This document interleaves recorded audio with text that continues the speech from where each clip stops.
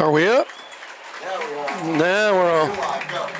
Live from Pisgah Memorial Stadium here in Canton, North Carolina, home of the Pisgah Black Bears out of the Mountain 8 Conference. This is the Maroon Devils Network. Hi, everybody. Welcome in on a Friday night. Now, if you're looking at your screen wondering why you can't see anything, we are audio only with Coach Rod White. And, Coach, you guys know how that works.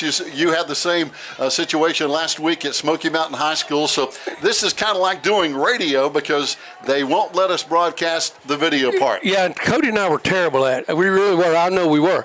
But we did the best we could without you, Gary. But both of us are we're happy that you're here this week. We're glad that you're back this week with us, and we sure do appreciate you, buddy. Hey, I tell you what, it's good to be here, and I tell you what, I appreciate you and Cody because my old doctors won't let me do as much as I would like to do, and so I told Joe, hey, maybe I can fill in on a couple of road games since Cody's going to be handling the home games. And I tell you what, our home schedule is really good. It really is, and it's going to be interesting as the season wears on here, just exactly how effective we can be on the road first, like we were last week. See what we can get out of tonight's ball game. Improve on the things that were biting us last week and causing us to have setbacks, and just keep improving week to week. That's it. That's the key. And, Coach, I know you've heard this. I've heard it, I think, all my life. It seems like a lot of teams make the most improvement between week 1 and week 2, and we'll see if that's the case. Yeah, it starts out, it's like pushing a truck. Getting it going is the difficult part.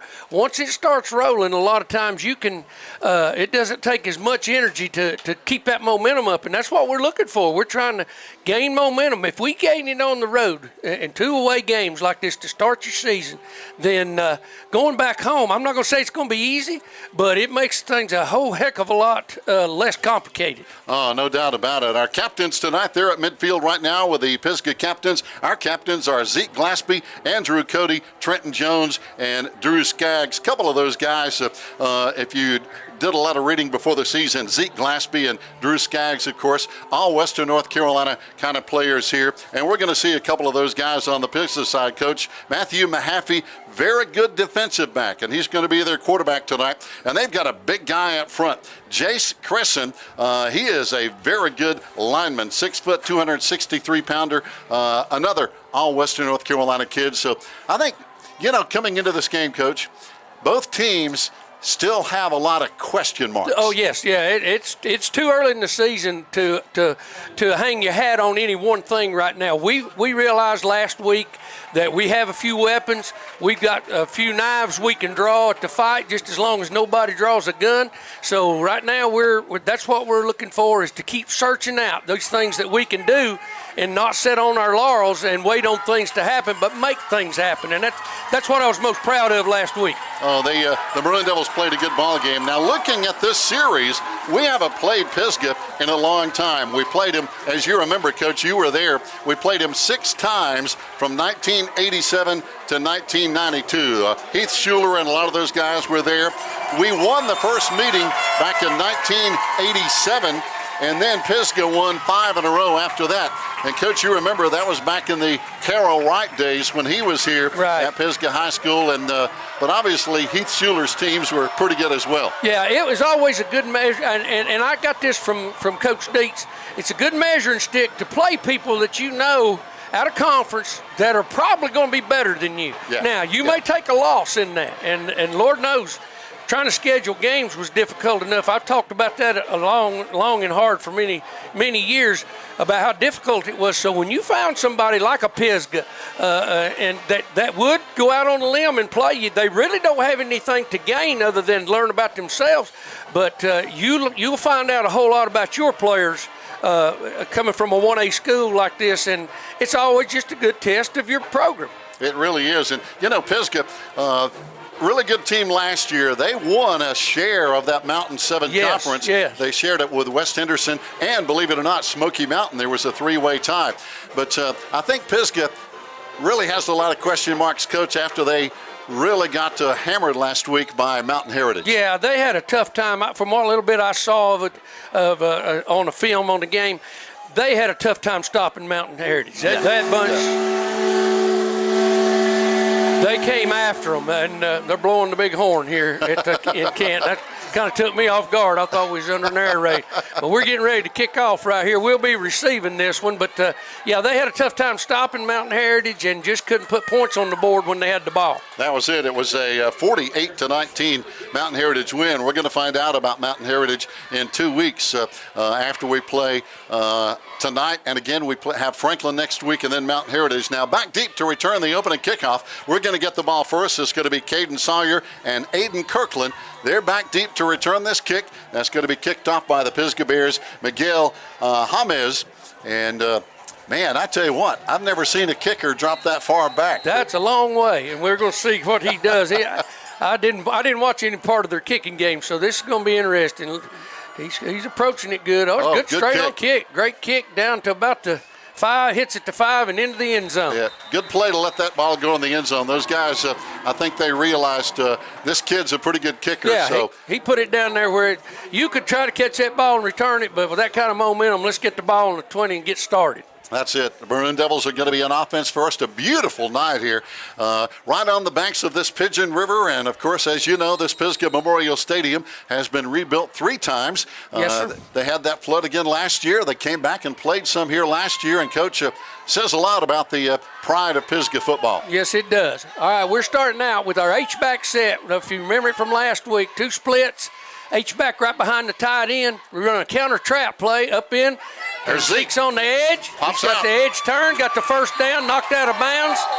Just beyond the first down marker. We got a penalty flag out of bounds right late here. hit. Looks like it's going to be a late hit out of bounds by Pisgah. They got him right on the sideline there, Coach, and you're right, that one-back set. And you look around. I went to the T.C. Robertson Jamboree a couple of weeks ago when they had about 8 teams over there in that big scrimmage. Right. And just about every team was running that one-back set and kind of a spread offense. It is. And what they're using the H-back for, I always refer to it as a pistol set. It's really, Coach Brookshire brought that in here with him, and the kids have adapted to it real well. And Zeke loves it because he has several options there. But they use the H-back like a fullback. And he's mainly a blocker and a lead blocker. We got twins into the boundary now. H-back outside the tight end. Pisgah with a 4-man front. They throw it out here to Quick Stillwell. screen, Stillwell, nowhere. Oh, well, he's hit in the backfield Probably for a going to loss. get caught. Probably going to get caught for a loss right there, and maybe should have been flagged again. They're celebrating on the field there, but Hunter Nelson on the tackle for the Bears. They're going to let that one go. They're not going to penalize them 2 in a row. But one thing about Pisgah, Coach, of course, we have some good size on our offensive line. They have some really good size on their D line. Yeah, they're big people up there, and we play similar defenses. You'll see a lot of 3 front, what I used to refer to as the wolf fronts, what we call it. They'll go to a 4 front like they are now. Yep. They'll move from a 3 to a 4. They don't like the H-back set. Here's Zeke same again. Play we started with, Zeke up in. Yep, right up through the A-gap, and he's hit hard for a short gain inside Pisgah territory at the 48, but it's going to bring up, looks like a 3rd down and long. Yeah, 3rd and 10, basically, right from right here. We gained about a foot on that one after the loss. And so this will bring up a situation for Coach Brookshire right here. He's got a wide side of the field away from our sidelines right here. The folks can't see it at home. We're going to run with 2 wide outs right now. They're already lined up and ready to go. That's Stillwell and Evan Ball over on the far side. Right. With this offense, the way Coach Brookshire calls it, they don't need to be in the huddle. They just get their signal from the sideline. H-back is now inside the tight end. And we got people moving. I think we got moving. I think we moved. It's going to back us up. So it's going to be one good thing, Coach, that we saw last week. Very solid play from quarterback Andrew Cody, who got hurt against Smoky Mountain last year, but it's really a plus to have Andrew back at quarterback. Yeah, Drew is putting on a show. I mean, he was such a spark last week that it was encouraging to see that and have him on the field as a weapon again. He realizes he's a weapon. He knows he is, and he will use his abilities to beat you every opportunity he gets. And this is that type of situation. Yeah. If he's going to throw the football right here, we've got the H-back inside the tight end, fake to Gillespie on the corner. There he is. He's loose on the edge. There he goes, running with it. Gets back to midfield. Yeah, got back to the line of scrimmage, the original line. That's going to bring up 4th down and 10. Boy, they almost got him in the backfield, but he got away. Yeah, that's when he's the most dangerous, but at least he got us back up to midfield, and we'll be sending our punt team onto the field. Mason Putnam is going to be back deep for Pisgah to return the punt. And you know, Coach, I watched Andrew play basketball last year, and you could see from watching him play basketball after he returned from his injury, he's very athletic. He's a competitor. That's all you have to say. Yeah, he is. He can do a lot of things. Oh, nice punt. Nice punt down to about the 15-yard line. Pisgah's going to let it bounce. Yep. We're going to let it roll down to about the 13. Aiden Kirkland, nice punt for the Maroon Devils. And now we're going to look at Pisgah's offense, and they run a little bit of a different show we're going to see on that side of the ball. Yeah, it's similar in alignment to ours. They don't use the H-back as much. They probably have it. I'm sure they do. Most of the teams that run out of the pistol set have it. But now we'll see right here what their plan is. Now, when you say H-back, Coach, for people who don't know what that is, what does the H stand for? Well, it's a halfback, but they named him H-back, and here they're in trips with the tight end. Yep. And he becomes an extra tight end and a blocker.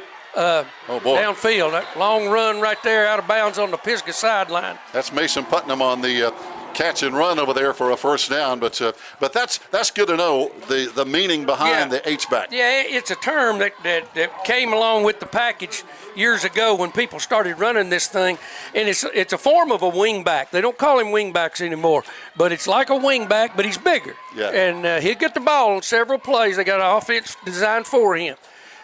And Pisgah's in the pit. There's you see the H-back from Pisgah. And here he is blocking like a tight end on the edge. And nice run around the right end. That's Landon Pope. Last week, Landon Pope ran for 88 yards, averaged about 6 yards a carry. But, Coach, they just couldn't keep up with that scoring battle with Mountain Heritage. No, Mountain Heritage's offense was so potent and so powerful. They kept the football nearly the whole game. They did.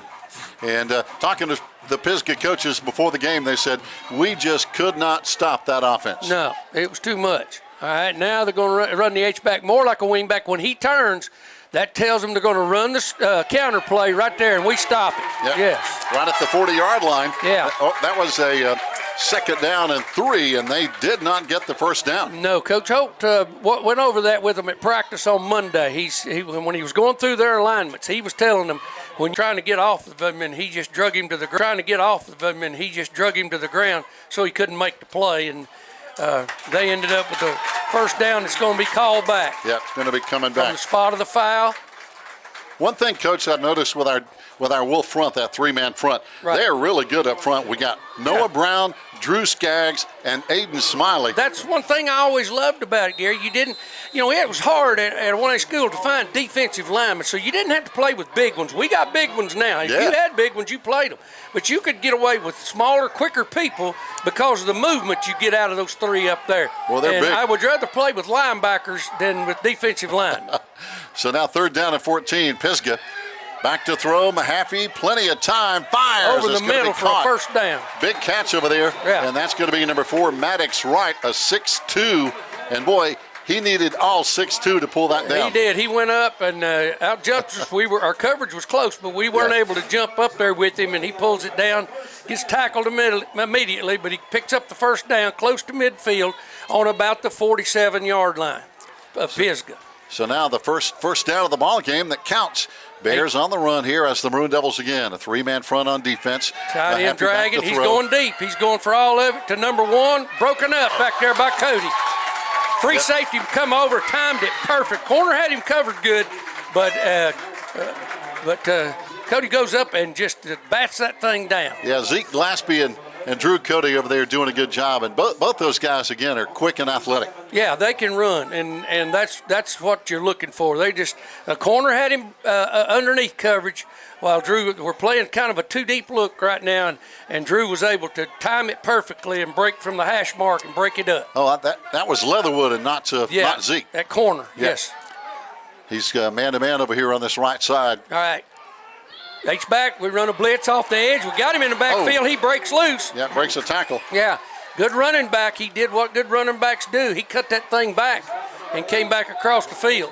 Silas Stanberry on a big tackle. And I tell you, that's a big, strong running back. Talking about Landon Pope, Coach. Yeah. He is 5'9", 206 pounds, and he's strong. He's built like a bowling ball. He is. We wrapped him up in the backfield, but he kept moving those legs and broke loose. He sure did. He's strong, and he realized that when he got to the edge there, that he had to cut it back.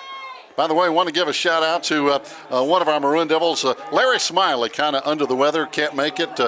Big hello to Larry and Bobby listening in tonight, as now Pisgah has a 3rd down and 5. All right, now their H-backs turned in like a wing, no tight end, twins to one side, a split to the other, over the middle, same route. We almost pick it. Yeah, same route that completed earlier. Zeke was right there, got a hand on it, but I think the first hand went to Evan Ball. He tipped it away. He tipped it, and we just about had it picked off there. He got tipped into the air. And, Coach, you're going to punt here on 4th down and 5 at our 48-yard line. And looks like coming on to punt is their running back. Landon Pope's going to punt it away. And we're going to have, looks like Zeke back deep along with Drew Cody. Yeah, we're going to play it kind of safe. We're going to keep them all up front up here and getting too deep back there. There's our 2 safeties drop deep to cover. He's going to fake it. He's coming to the edge. He's going to. And then he punts it. And he punts it out of bounds at about the 20-yard line. Yeah. We came up and covered that well. Yeah, we did. We put the pressure on him, and he had to quick kick it then. No doubt. Some of our sponsors we want to recognize tonight. Our field floor level sponsor, Great Smoky Mountain Railroad, K&B Lawn Care, Farm Bureau, and High Creek Earthworks, and we'll tell you more about our sponsors as we roll along. Here it is, 6:29 to play in the first quarter, Coach. No score, but we've seen some good football. Yeah, already. Both teams are kind of where the field position thing is kind of boogering us right now. We're staying down around our 20-yard line, getting it out to midfield, and letting Pisgah play with it then. So we got to try to generate some offense. Run a quarterback sweep into the boundary. Cody gets tackled right about at the line of scrimmage. He might have picked up 1, maybe 2. Yeah, not much room to run. And again, coming up on the tackle there for the Pisgah Bears is going to be Jackson Bautista. Yeah, and I got to tell you, that for Coach Brookshire, that's kind of a setup play. He doesn't like to run the sweep into the boundary, but he will, just to make sure that you understand that we will run it into the boundary. So now it's going to bring up 2nd down and 10. 6 minutes to play, first quarter, no score. Glad to have you along on the Maroon Devils Network. Now, next week, of course, Cody White is going to be right back here with his headset on, and he and his dad do a good job. Here comes Drew turning the hand off. Counter again. Good block Zeke up the middle. Up in there, picking up about 4 or 5. It's going to bring up 2nd and about 5. And good block up front there, Coach. That was Aiden Smiley. Yeah, it's a simplistic play. The H-back in the tackle pull, and the first one kicks out. 3rd down. Oh, it's 3rd down. Yes, I'm sorry. Yeah, we got to back to the line of scrimmage on. It's 3rd down, and we need about 5. Yeah, it's a basic play out of that H-back set with using him as a blocker. But we have some good guys up front on that offensive line of scrimmage, and they're doing a good job. People like Hunter Williamson and Drew Skaggs and Aiden Smiley and those guys. More on that later. Here's Drew to throw. Got his man. He got Stillwell and that's for first down. You know, talking about versatility, Coach, Corey Stillwell is very versatile. Yeah, he's a player now. You know, he's grown up in this system, and he's a player now, and he wants to make an impact on in the kicking game. He's scary, and I'm glad we finally got a kicking game weapon, and in the passing game right here, and he can block on the edge. Yeah, a good receiver, good hands. Yeah, got Drew back in that one-back set again. Yeah, almost a bad snap. He's going to be caught for about a 5-yard loss. Yeah, snap was to his left, and he was going to try to fake that thing to Gillespie, it looked like, and he had to fight the snap, and he just took it and took off to the right with it.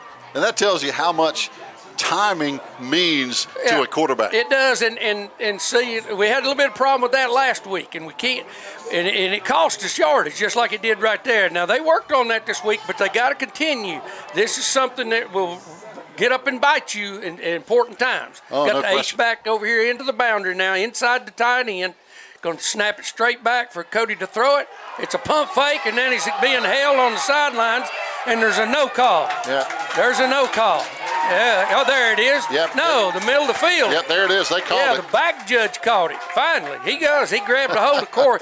Corey gave him a stutter fake like he was going to come inside, and the kid then stopped his feet, and when Corey blew by him, he just reached out and grabbed him. He did. And I used to coach that. If you think you're going to get beat, grab him. Oh, no doubt. Because if he breaks loose, that's 6. That's 6. That's not just a first down. That's 6. I thought Coach Holt was going to grab the side judge there for a minute. Yeah, he was. Coach Holt was about to lose his mind, and we were too up here. But then the back judge came in, and he threw it. He did. So now it's a first down, Maroon Devils, 3:49 to play, and they're just now moving the chains down there with 3:49 to play here in quarter number 1. Still no score between the Pisgah Bears and our Maroon Devils. Yeah, ball's on the 42. H-back's to the wide side of the field. He's in motion. And we jump. Yeah, left guard. Noah Brown jumped a little early. Yeah, Noah came off the ball. I don't know what he heard. Drew's talking to him right here, right now. He must have been listening to something else right there, because they go on Drew's sound, and he knows it. And but that cost us 5 right there, so it's going to be 1st and 15. The ball's about the 37-yard line. I'll tell you, Coach, real proud of Drew Skaggs. He's going to go down and play with the Wofford Terriers. Yeah, he's a good-looking young man. He looks like a football player. That's all there is to it. He does. All right, H-back motions into the boundary again. All right, Gillespie up this middle. Back to about the line of scrimmage, and more. He's driving his feet. Man, for a little man, he's getting it. And his knee is still not on the ground. He never was down. No. But they blew the whistle because his momentum had stopped. Zeke picks up about 8 yards. Picks up more than that. Picks up, about 8 yards. And he got that on his own. They're going to mark it back. I don't know why. Though they're going back even further. Oh, my goodness. No, I don't know what No, his knee didn't touch the ground. This official over here said he saw his knee didn't touch the ground. He did not. Never did. No, he was pumping. Now, yeah, they missed that one. He did. So now it's going to bring up 2nd and still about almost 10 at the 42-yard line. But, boy, that was a tough break for Zeke. It was. He was really moving. So, 2nd and 10. Ball's on about the 42-yard line. We're driving towards midfield. H-back to the tight end side, just inside the tight end. Running the trap with Zeke again. Same play we ran back earlier. Out past the 50-yard line. There we go. That's just short of a first down. Short of a first down. It's going to bring up 3rd and about 2. Yep. Another good run by Zeke. Man, he's moving up in there. We blocked that better this time than we had the first couple of times we ran it. And that's the same play. It's the H-back in the tackle. Pulling and trapping the backside, the short side of the field. Silas Stansberry left. John Stevenson up on the high side. Same formation. Drew's changing plays on him right now. Give him a fake snap count. Got that wing over there. Yeah, got the H-back. Same play we just ran. Here comes Zeke again. First down. He popped it one hole wider. Magnificent. Good run by Zeke. And good blocking on that left side. Yeah, over there we've got Trenton Jones and Noah Brown. Yeah, Pisgah ran a slant out of their front then. And he who lives by the slant shall die by the slant. That's what I used to tell our coaches and our kids. You can do it, but you can't do it all the time. And so this will slow that slant business. They slanted away from where Zeke was going with the ball, and he hit the very seam he needed to. He really did. Again, good blocking over there by Noah Brown and Trenton Jones on that left side. They just blocked him on down, and they kicked that tackle out, and upfield he went. Good job, Motion by the H-back across the formation, running the same play to the other side. Yep, same there play. Goes Zeke again, popping it to the outside. It's a foot race down to about the 30-yard line. One guy finally got him. That's Aiden Rayner, the last man. Yeah, it's the deepest penetration of the night now, down to Pisgah's 30. 2 minutes left to go in the first quarter. Clock's running. Ball's on the hash. Yep, Drew Skaggs looking over here for the play call. Oh yeah, that was good. What they did is they countered it back. They put him in motion and they countered it back to the side that the H-back came from, and that caught Pisgah completely off guard. Again, Maroon Devil offensive line doing a good job. Yes, sir. It's good to see them driving their feet and knocking people back. That's what's got to happen to win. There we are again, going to run the counter again, this time with the quarterback. Here's Drew. He gets the edge, and we got flags here. It's going to be holding on our H-back. Going to be a holding call. On Blake. Yep, that's going to bring it back. Yeah, Blake Lambert that time, he tried to get him. He was really trying, and the guy was trying to come off of him, and Blake got a little too much cloth that time. Good crowd tonight, Coach. The weather's great, good crowd. Yeah, Pisgah always, they turn out for their people, and our folks are here, so it's a great night to play, too. Everybody knows it's cool outside. All right, that's going to bring it back here to where this, it's going to be first and about close to 20. Yeah, 20 at the yards. 37-yard line. Looks like we're going to have a timeout on the field. Yes, sir. And while we have a timeout, we're going to take a commercial break down the line and let Joe tell you about all the great sponsors we have here on the Maroon Devils Network.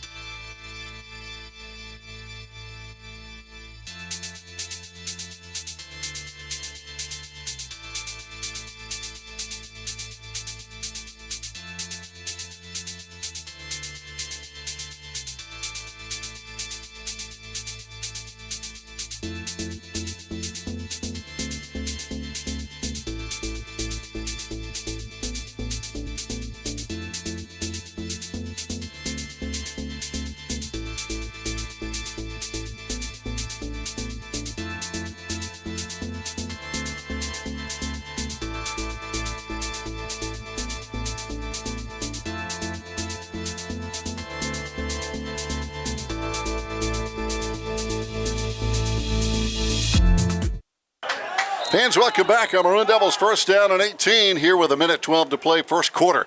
We're inside Bear territory, though, again with that one-back set there, Coach. Yep, fake to Gillespie this time.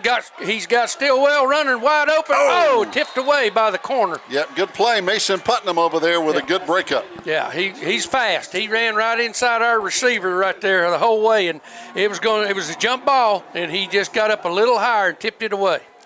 So again, good pass, just a good defensive play. So now second down and 18, stops the clock with 1:06 to go here in the first quarter. Yeah, I wouldn't put it past Coach Holt right here and Coach Brookshire to say, you know what, let's throw the ball out here on the edge to the wide side of the field and let's see what happens. Got the H back into the boundary towards Pisgah's sideline. Going to give it to Zeke again. Zeke's trying to get to the edge. There he is to the edge. Tackled by the corner, though. Again, picks up about 4. That's Putnam coming up. Yeah. I tell you, Putnam's all over the field for Pisgah. Yeah, he's a runner. He can run. He's an athletic young man, and he came up there and made a tackle then.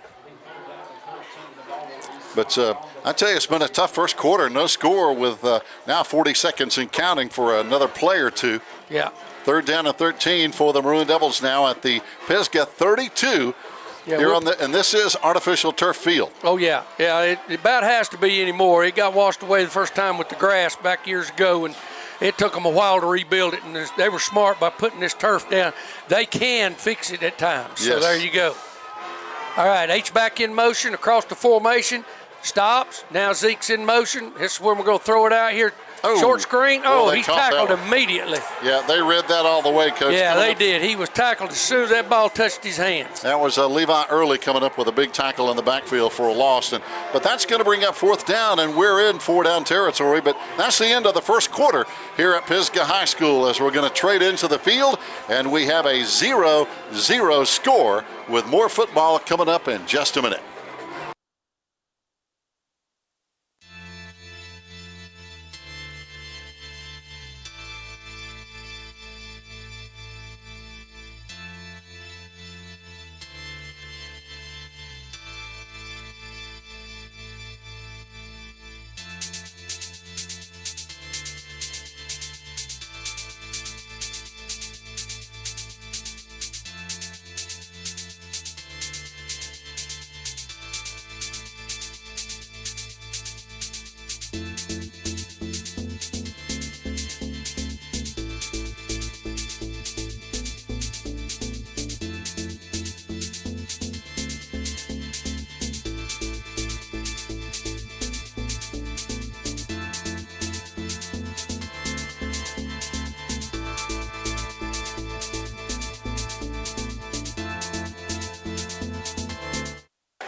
Fans, one quarter in the books. No score between the Pisgah Bears and our Maroon Devils, as now the Maroon Devils are going to see what we can do here on fourth down and long. Empty backfield. Empty backfield. Throwing it over to the side. Now here's Zeke going deep. Turn it loose. You're not going to be able to run for the first down. Yep. You need to go ahead and cut that thing loose there and throw it to Zeke. Yeah, they wanted to throw it out to let that wide receiver throw the pass, but Aiden Kirkland couldn't find anybody open. Yeah, that was a design for either him to throw it deep over the top to Gillespie or to the quarterback underneath, and he couldn't get it to either one of them, so he just took off running, and that turns the ball over on downs to Pisgah on their 39-yard line. Yep, 1st and 10 now, just underway in the second quarter. Again, here on a beautiful night for high school football. Now Pisgah with their H-back look, going to trade the tight end over. They're going to the wide side of the field. Most of the time when they trade, they're going to try this sweep. It's a jet sweep. Fumble on the play. We got the football. Maroon Devils recover. Wow, coming out. Is that looks like Aiden Smiley. Yeah, that was going to be a jet sweep using the inside receiver as the sweep man, and the ball got fumbled there between the quarterback and him, and went on the ground, and we recover. And I couldn't tell if that was 50 or 60, but it might have been either. It might have been Noah Brown, number 50. So good job for Noah Brown coming up with that ball. 1st and 10 now, Maroon Devils. All right, they're staying in their 4-man front. Pisgah is walking outside linebackers up. Makes it up. Gillespie tackled in the backfield or at the line of scrimmage. Yeah, nothing there. Yeah, we were trying to run a true zone play right there. It looked like to me just a counter zone play, and they penetrated in. They brought those outside linebackers up to do just that, to put pressure. They don't want to see him on the edge anymore, him or Cody. So they're getting those outside linebackers up. It's becoming a 6-man front. Here's what it's becoming with 2 linebackers. And if back in the old days, you'd have called it a 62. And that's what they're trying to do is stop. They're doing it again this time. A lot of guys in the box. Got a nose man. Yeah. Here now comes Zeke again. It's going to be Cody on the carry. Yeah, trying to get past the line of scrimmage, tripped up just at the line of scrimmage, picks up a couple of yards, bringing it up going to be about 3rd and 8 now. You know what's funny, Coach, is when you look at a spread offense, you think they're going to throw it more, but both these teams would rather run first and throw second in the one-back set. It's become a run-oriented offense, and truly it traces all the way back to the days of the single-wing type thing when it was a long snap every time. I'm serious. You can trace the roots of this thing and the way it's blocked, and that's exactly what it is. Cody again, Zeke beside him. Zeke to block. Cody rolling left. Now he has to reverse field. Coming back across the field. Got some room. He's got room to run. Close to the first down. He's real close right here. It's according to where they spot it. Looks like they're moving the chains. Yep, he got the first down. He sprinted left. Nothing, and the pressure was coming from that side, and he just reversed the field on him, used his athletic ability, came to the wide side of the field, and picked up the first down. You know, Coach Holt was talking about Drew Cody making some big pass plays last week against Smoky Mountain on 3rd down especially. Yes, and that's his poise now. He doesn't sweat anything. He's controlled. He looks like a senior football player. Gillespie again on the counter. This time up, breaks a tackle at the line of scrimmage, pops it loose, folks. He's down, picks up another first down, close to the 10-yard line. Yeah, Zeke broke a couple of tackles on that play. He did. They had him at the line of scrimmage. He made one quick move, came out of it, and the linebacker tried to tackle him, and he broke loose from him. You know, Zeke's not a big guy, but he's tough to bring down. No, when you look at him in his street clothes, I'm like, that's the same young man out there pounding with these big guys. Yeah, he's not afraid. I love it, though.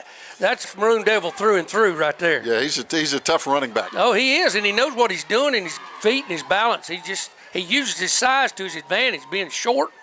Oh. Pass incomplete. Tried to do a quick hitter over there on the right sideline. Yeah, something happened between Cody and Gillespie right there. Gillespie ran into him, coming across in front of him as he tried to throw it, and hit him right up under the armpit, and made that ball sail on him. Now 2nd down and 10. Maroon Devils knocking on the door here, trying to get some points on the board. We're still tied 0-0. All right, tight end and H-back to the right, wide side to the left. There it is, Gillespie back to the weak side. Up in, yes, sir. Boy, he got hit hard down at the 7-yard line. But he was headed towards that goal line when he got hit. That's what I like, but it wasn't no sideways running to it. He turned the jets on and jumped up in there and took the lick. Looks like they're going to spot it at the 8-yard line. It's going to bring up 3rd down.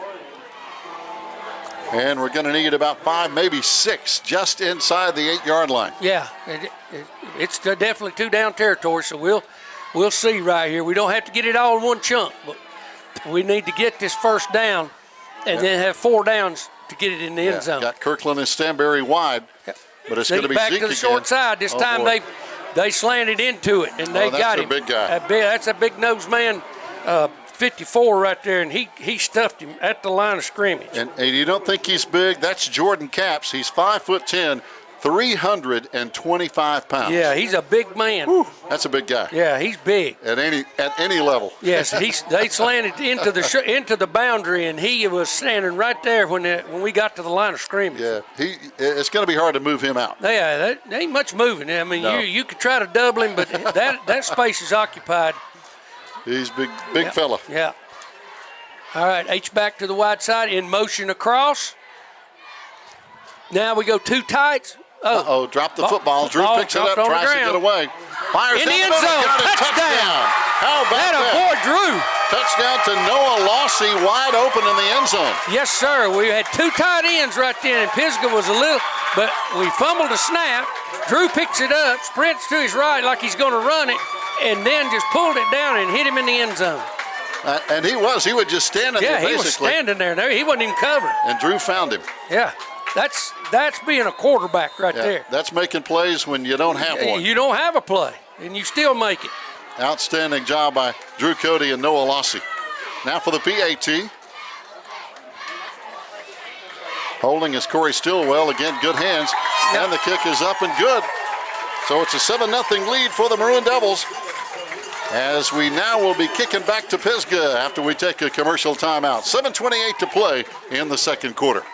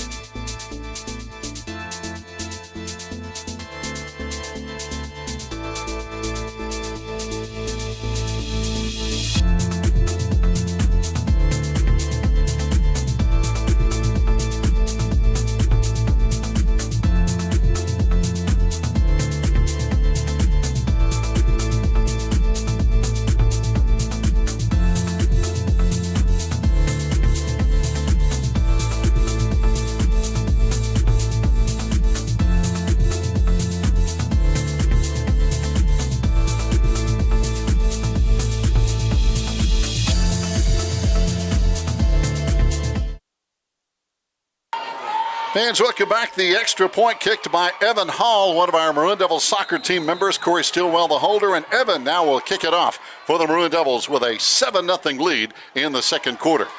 Here comes the return. No, it's going to be on the ground. It's a free ball. We're after it. We got it. Maroon Devils recovered. Wow. It hit the feet of the return man. Hit him in the foot, bounced off, and we fell on it. Wow, what a turn of events for the Maroon Devil kickoff team. Yeah, I'm not sure. It looked like for a man, I'm not sure who got it. It looked like Blake Lambert may have been the one that fell in on that thing. So it was Lambert on the pickup. He was in there with Colton Schuler. Yeah, that may have been him or Schuler one. I couldn't tell who got it, but boy, they went after it, and that's what you like to see. That makes your team. That gets your team pumped right there. Talk about momentum. Yes. So now Maroon Devils with a first down after the turnover by the Bears on a bad kickoff return. There goes Zeke again. He read that block perfectly. We didn't get the trap block, so Zeke cut inside of it. Zeke knocked down at the 24-yard line. 7:10 to play, second quarter. Yeah, he picks up about 7 on that carry right there by just making one little move at the line of scrimmage. The defensive lineman didn't cross the line of scrimmage, and we got stalemated there, and he just stuck his foot in the ground, went right inside of him. And there again, this offensive line play right here, and Pisgah's doing everything they can up front. They're bringing their big man back in, the 300-pounder, putting him at tackle this time. Yep, now he's not he's over there on the far side this time. There's that 4-man front again out of Twins. Same play with Zeke. More of a zone this time rather than the trap. More of a zone play. Not much room. No. And zone simply means we put a hat on a hat, and we try to get whichever way they move. It's up to Zeke. He gets to go wherever he wants to go. And we have some good guys over there on that left side of the line blocking as well over there with Noah Brown and Trenton Jones.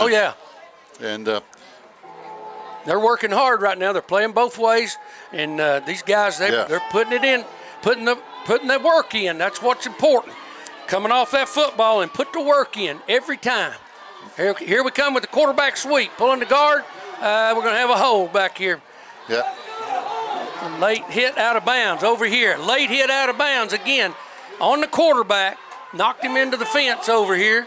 Yeah, this may be offsetting penalties. It probably going to be. We'll probably be replaying that with a hold. Yeah. I don't know how they're going to call. If it's a dead ball over here, they will mark it off after the holding penalty. But if it wasn't a dead ball foul, I think he hit him late, but it looked to me to be out of bounds. So. Yeah, let's see what they call. Good block out there by tight end Noah Lossy. Yeah. Trying to spring him. Yeah. And they're having a committee meeting. So. Yeah, I hate when that happens. Oh, they're going to offset them. Yeah, that makes sense. Yeah, I always was under the assumption that if it's a dead ball foul after the play, you mark off one penalty, and then if the other one is more significant, you mark it back. Yeah, offsetting penalties, so stays at the line of scrimmage, which right now is the 24-yard line of Pisgah, 3rd down and about 3. So we're in 2-down territory here, Coach. We've got a couple of shots to pick up this first down. Yeah, we're folks can't see it at home. Our H-back is outside the tight end, going to pull the guard, same leading play. again, same play with Drew. Yeah, but not much room again. There they go, piling in on him again after the whistle blows. But they're going to let that one go. They don't penalize Pisgah 2 times in a row. It's just too much. We only got 1 yard. Now at the 22, it's going to bring up 4th down and 2. So going to be a big play here for the Maroon Devils. Now checking in on the offense for the Maroon Devils. Colton Schuler coming in with the play. Yeah. They'll use Colton. We'll probably run out of a 2-back set this time, and that's what we're going to do. Yep. And he's going underneath. Kind of a split-back set. Split backs, tight end, boundary, quarterback sneak. He didn't get it. I don't think he got it. Nope, didn't get it. We'll see where it gets spotted. See if this official over here gives us a good spot. Well, they're where he's coming up there at the 21. It's hard to tell where that. First down. Oh, they're going to call it a first down. Wow. Yeah. We got a good spot. We did get a good spot. This official over here redeemed himself as far as I'm concerned on that spot. Yeah, because it looked like he was short. Yeah, we're on the 21-yard line, folks, and later on when you can watch the replay, the purpose of that play was just to get that first down. That's all it was. And Drew knew what he had to get. And just go straight ahead. It looked like he got hit before he got it, but we got a good spot. But now here we come back now with our H-back set behind the tight end, just a little bit outside. Drew pump fakes. Pump fake, rolling into the boundary. Quick throw out here, just. Good pass That's what makes a quarterback right there, Gary. That's John Stevenson. He just stood in there, waited on that to develop. He didn't have to, and he could have thrown it away. He waited, and then pow, he hit him. Yeah, John's a good target out there. He is. He's a tall kid. Yeah. Right on the sideline, and that's going to bring up, looks like a second down at about 1. 1 or 2. I can't, at this angle, it's hard for me to see. It's at the 11-yard line. All right, we're going to go Twins to the wide side. Yep. Here, so if we run the ball that way, those receivers are going to play an important part in keeping them DBs blocked. And John Stevenson both over there wide left. There we go. Zeke up Zeke. in. Now to the outside. There's the block on the edge. He's going to make that one miss. Make that one miss. He's on the corner. Oh, he's down. close. He is done it. Oh, he's going to mark him out before he got in. Oh, man. We got a flag back here. It's going to be a hold. Yeah. It looked like the way he dove. I don't know why it would be back here away from the ball. I don't understand what happened right here. Now, But it looked like Zeke dove and hit the pylon. Yeah. But they're going to he call did. it back. They won't give him that one. They like to watch that sideline. Yeah, they're going to bring this one back and mark it off against us. That's going to bring up third and about, well, maybe second. It's going to be a long way. They're going to spot it at about the 22, 23-yard line. Yeah, going to bring up second and 11. That sounds about right. Yeah, second and about 11. Yeah, all that was negated by a holding call that was away from the ball. It was on into the short side of the field, into the boundary. It wasn't even the side Zeke was running to, so I don't know exactly what happened. This time we got wideouts on each side. H-back to the wide side. Going to run the quarterback sweep this time. He's up in the block, out on the edge. Inside the Now we got another flag. Oh, boy. Inside the 15. If they're going to penalize us twice, they won't do Pisgah, but now he's going to call it on us twice. He dove down inside the 15-yard line. Yeah, it looks like they're going to try to call another hold from that sideline over there. Yeah, that official it's a hold, and that official hadn't had a chance to throw one on us. So he got his chance then. That's going to back us up some more. Yeah, here we go. We're digging ourselves into a hole with these holding calls. Now, we went through Smoky Mountain last week and I don't think we got one of them. I don't think so. Yeah, they're popping up too much here in the first half. So now at the 26-yard line, it's going to bring up second down and about 15. Yeah, this makes it a little more difficult. We're going to run out of trips. We're going to bring the H back out this time. We're going to run trips to the wide side. Yep, no tight end. No tight end. Cody rolling right. Rolling to the wide side. Throws over the middle. Here's Zeke. Out to Zeke. He was inside receiver. He's going to get down close to the first down marker. Yep, down near the 13-yard line. Yeah. That is close. Yeah. And again, from this angle, it's hard to tell. Yeah, it was a good, there again, that's Cody just taking his time, running to the wide side of the field, letting those receivers work themselves open. And a lot of their route package is designed for that. If you turn in a place there on a short route and somebody's covering you, Coach Brookshire, and it's a good thing we used to teach our kids that, get open. You got to get yourself open.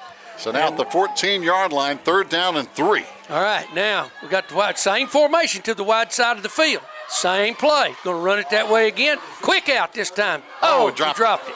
Yeah, we were close to the first down at the 11-yard line, but just didn't hang on. Yeah, he had two defenders closing on him quick, and he couldn't throw the ball out in front of him because that defender would have had a chance to pick that. So he threw it a little behind him, and it popped out of his hands and hit the ground. So now it's going to bring up fourth down, and the clock is...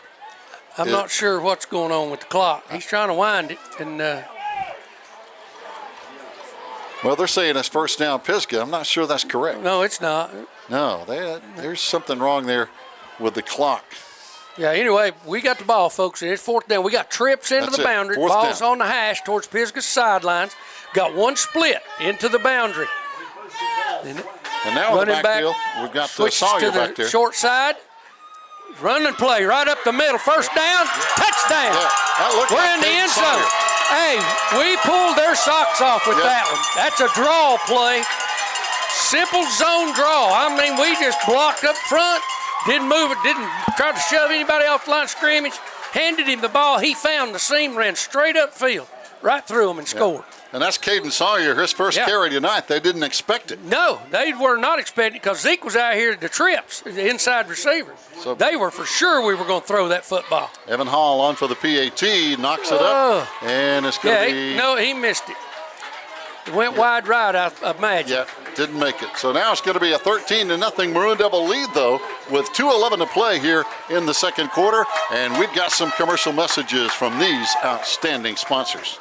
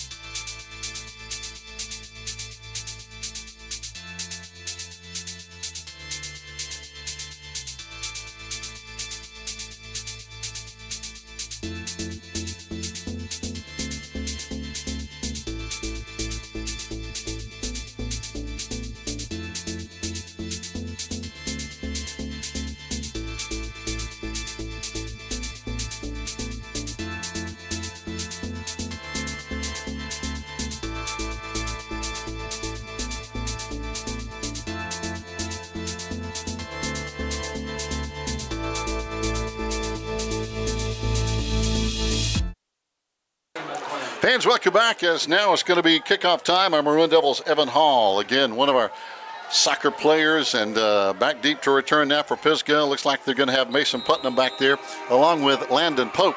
Yeah, and against Pisgah, I'm pretty sure our plan is not to kick that thing back there to him. Make one of these up guys return this thing. Whoop, he finds a little running room. 32, he's past the 50. Knocked out of bounds at about the 46-yard line of Pisgah. Pretty good return there by the Bears. That's Hunter Nelson. Yeah. But yeah, he caught the ball short, ran right. We actually overran it. Yeah, we did. We overran the kick and was almost by him when he caught the ball. You got to gather yourself. I don't know. It's hard to look up and find that ball, but you got to do it. You got to find it because you don't want to kick that thing deep with the speed that Pisgah's got back there. You don't want to take that chance.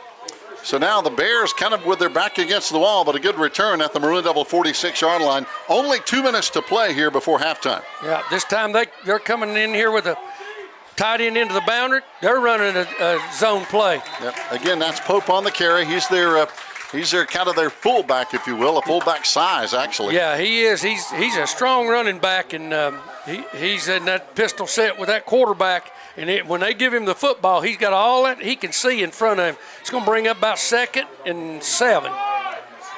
So now at the 43-yard line, Bears trying to make something happen. 1:39 to play in the first half. All right, motion across the formation to the wide side of the field. Going to throw the football.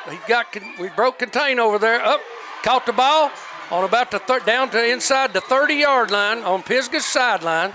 He threw an out route to an inside receiver, and he caught it, stayed in bounds, and yeah, that was Mahaffey over there to Aiden Reyna, and he's one of their leading receivers, number 1. Yeah, and he, like I say, they can run. These guys can fly up and down, down the field. They have some speed. So now Pisgah with a first down. We're going to have a timeout called on the field. And I believe it's going to be called by Maroon Devils. Yeah, well, I think we had the wrong personnel on the field right here. It was a little bit of a mess up about our personnel. Yeah.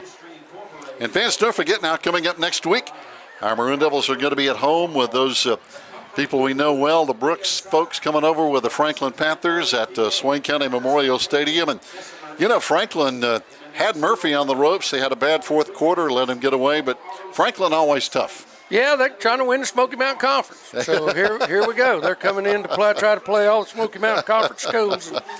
But no, they do a good job over there. That program, you know, that when Coach Brooks left, they weren't real sure what they were going to do, and then he came back, and they just picked right up where they left off from. Yeah, and I tell you, Coach, they talk about conferences. They're in a brutal conference. Oh yeah, with West Henderson and Pisgah and Tuscola.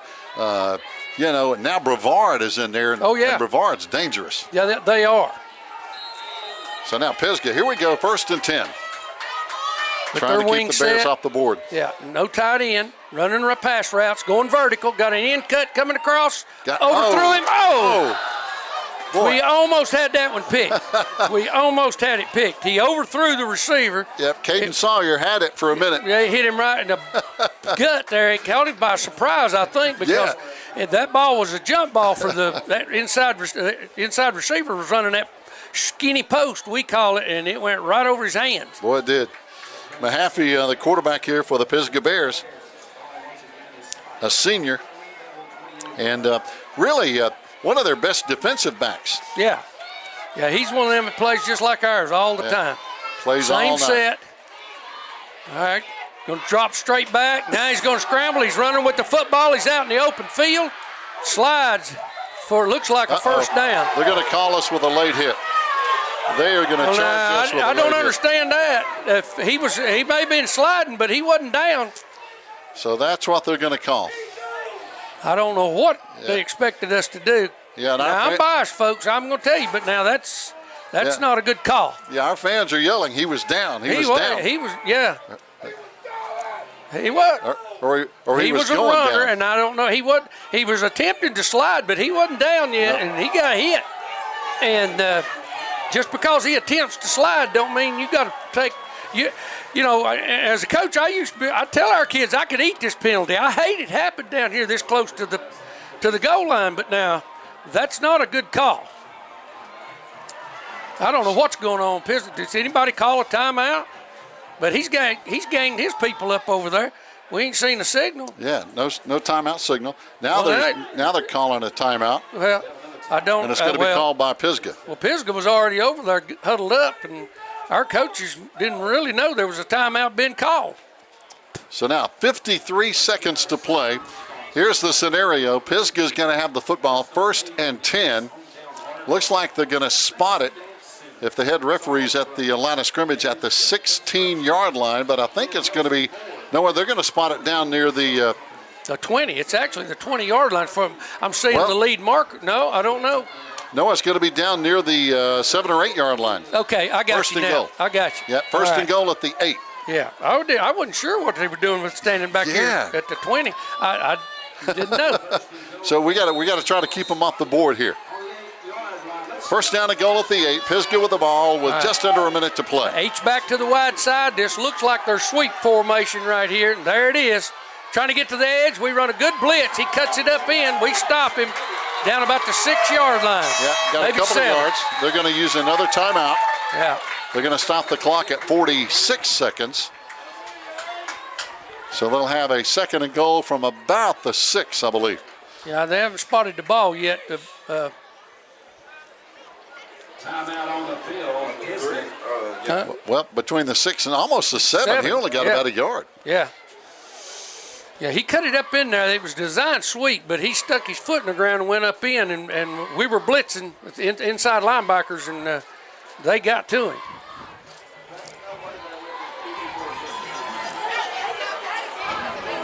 Yeah, we've got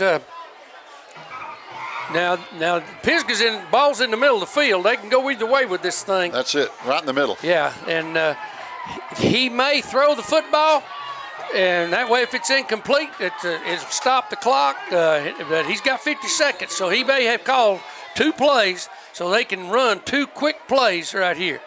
They're going to run with a tight end to Pisgah sideline with an H-back right behind him. Yep, got man coverage on the left. There he is. He's going to throw it. Out here, the wide receiver missed him. Incomplete. Clock stopped, 46 seconds. Yep, they tried to get him open right here on the corner of the end zone. Yeah. But I think they fully expected us to blitz that time, and they wanted to get the quick passing game. They were trying to get him out here on an out route, and he lined up shallow to the line of scrimmage, and that generally means he's giving himself enough room to run that out route. So now 46 seconds to play in the first half. 3rd down and almost 8 for Pisgah. Goal to go, 3rd and 8. Again, 1 back set in the backfield. Looks like we may be blitzing our – nope, going to play them straight up. Oh, here's the reverse. Reverse, foot race into the boundary. Did he get in? It's close. I don't know. It's clear. Yeah, they're saying touchdown. Yeah, they called it touchdown. So, boy, there were a lot of bodies down there, but he just basically dove in. He dove in over the top. It was a foot race.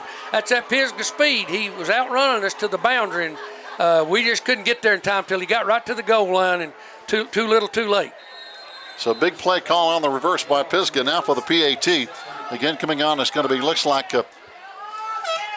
number 7 for the PAT, Miguel James. Yeah.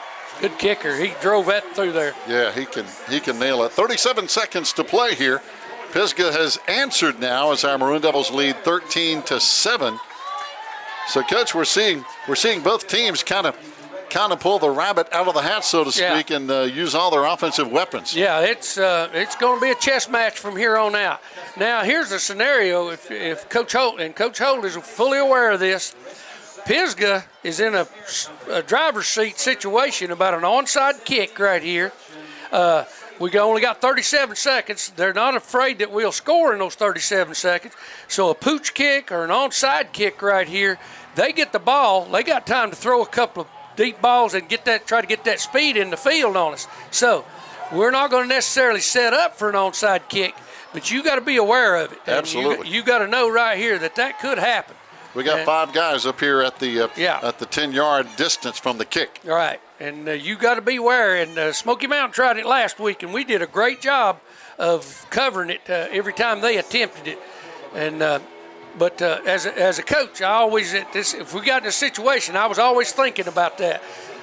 Either we were going to be trying to kick it onside and try to get a cheap one on them, And there comes the kicker from about 40 yards deep. Yeah, he's got a big leg. Yeah. And he drives it. He does. He drove that one deep, though. Oh, we got a hand on it. So we got to pick handle it it. up.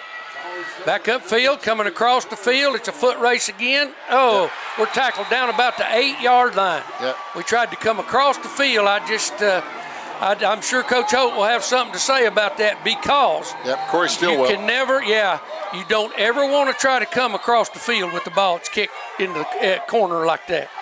You just get it and get upfield and get what you can get and get out of bounds. Because Pisgah has good speed. Yes, they do. And what happens, it takes too long, and too many things can happen coming across the field like that. 19 seconds to play before halftime. Our Maroon Devils will have probably just a couple of running plays here to run out the clock, or maybe just one before halftime. And so it looks like we're going to have a receiver wide on each side now. On the whistle was blown for something. I don't know. I'm not real sure what's going on. Whatever it is, it's happening on the Pisgah sidelines, and officials are having a little conference out there at the line of scrimmage right now. So I don't know. I'm not real sure what's happening. We're lined up at the H-back with the tight behind the tight end. One back set. So they're going to spot it right at the 10, but again, I kind of expect to play and then Drew's going to take halftime. the snap from underneath, probably take a knee right here. Well, so they're now the clock starts. It didn't start when he. I don't know what's happening with their clock operator. They adjusted the clock. Yeah, he went to sleep. They were having trouble. Hey, talking about before we and this is our halftime score: Maroon Devils 13, Pisgah 7. Both teams headed for the locker room. But I want to say big happy birthday to one Gail Freshire. And she told us not to say that. Oh, she's going to kill you, Gary. But she knows sitting better right than that. outside the press box here, and everybody was telling us it was her birthday, and she got on you about make sure you don't say anything. So now it's been told. It's out. It's out. Of course, she's got some friends over there who are almost paying me money to say it. Oh, yeah, they're all ganged up out there with her right now. They want to be known. And Gail's a dandy. She is a true Maroon Devil fan. Boy, she doesn't miss a game, does she? No, it's in her heart. I'm telling you, she don't pull any punches either. No doubt. Fans, stay tuned. We've got halftime coming up with some great sponsors we're going to recognize. Now, of course, we're not doing video tonight, so you won't be seeing any band or anything like that. But we'll be back to get the third quarter of Maroon Devil football underway after we take this break.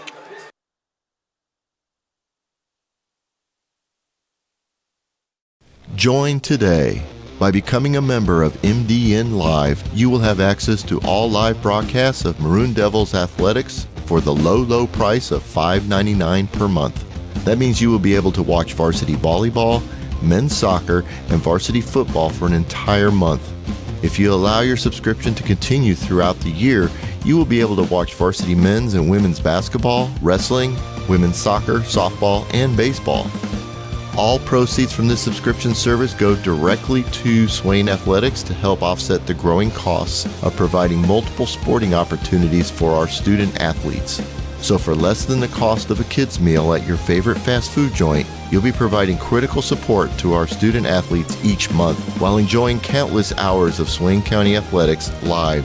It's truly a win-win situation. Become a member today and do your part to help keep Swain County Athletics the best it can be.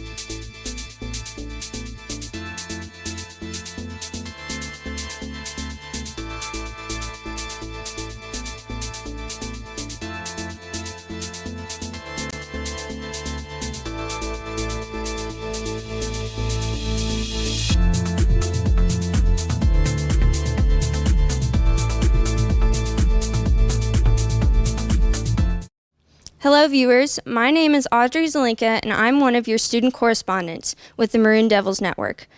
This channel was created in 2014, and since then we've had over 430,000 views, but more than 75% of those have been non-subscribers.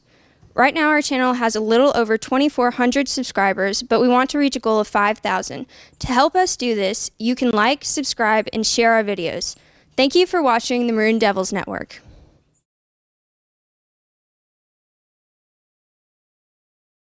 Join today. By becoming a member of MDN Live, you will have access to all live broadcasts of Maroon Devils athletics for the low price of $5.99 per month. That means you will be able to watch varsity volleyball, men's soccer, and varsity football for an entire month. If you allow your subscription to continue throughout the year, you will be able to watch varsity men's and women's basketball, wrestling, women's soccer, softball, and baseball. All proceeds from this subscription service go directly to Swain Athletics to help offset the growing costs of providing multiple sporting opportunities for our student athletes. So for less than the cost of a kid's meal at your favorite fast food joint, you'll be providing critical support to our student athletes each month while enjoying countless hours of Swain County athletics live. It's truly a win-win situation. Become a member today and do your part to help keep Swain County athletics the best it can be.